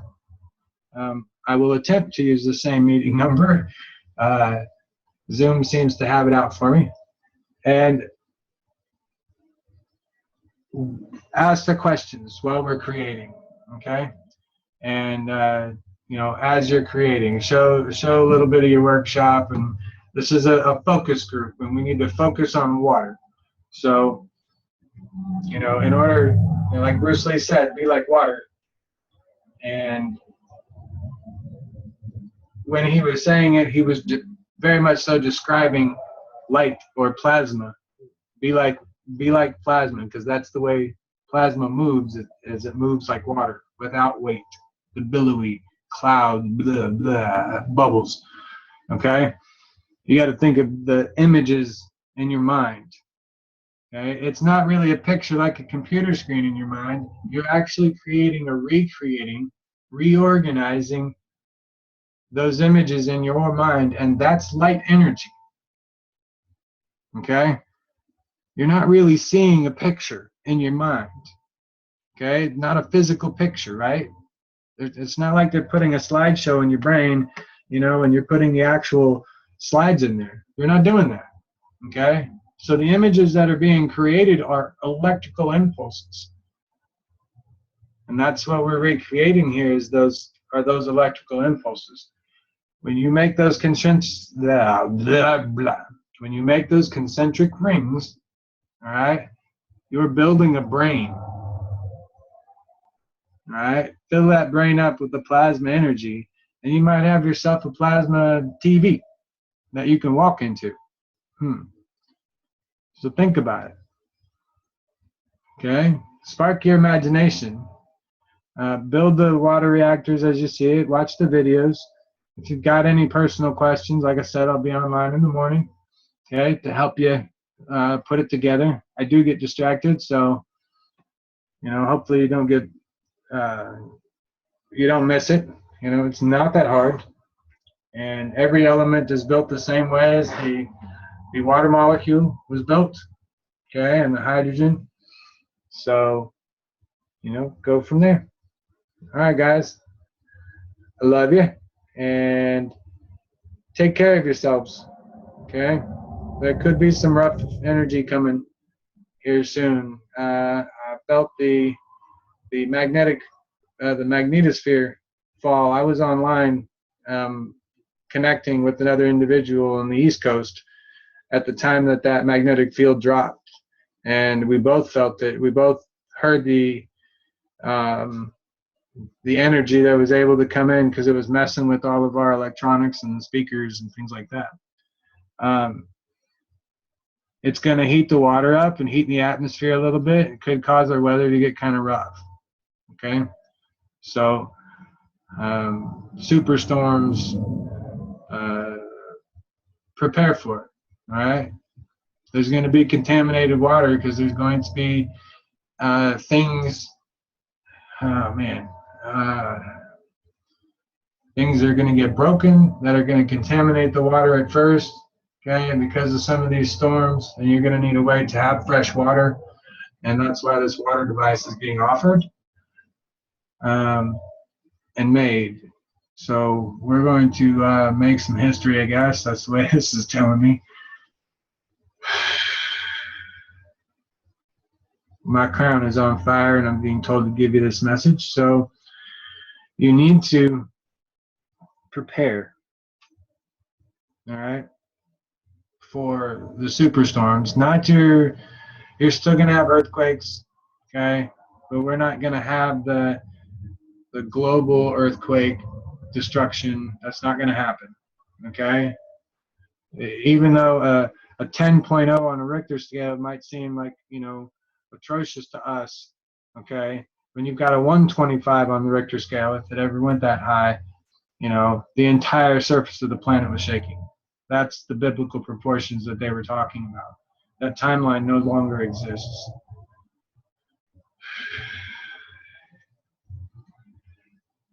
Because of the raising of our own personal vibrations and the evolution and how quickly we have moved, Mother Earth has agreed to stay with us for the ascension process.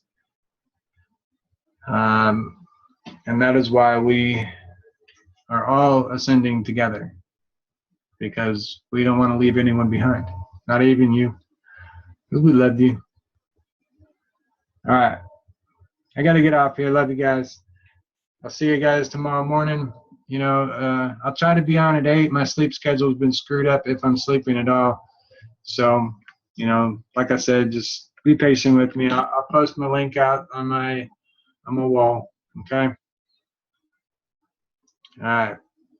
Peace. Love you.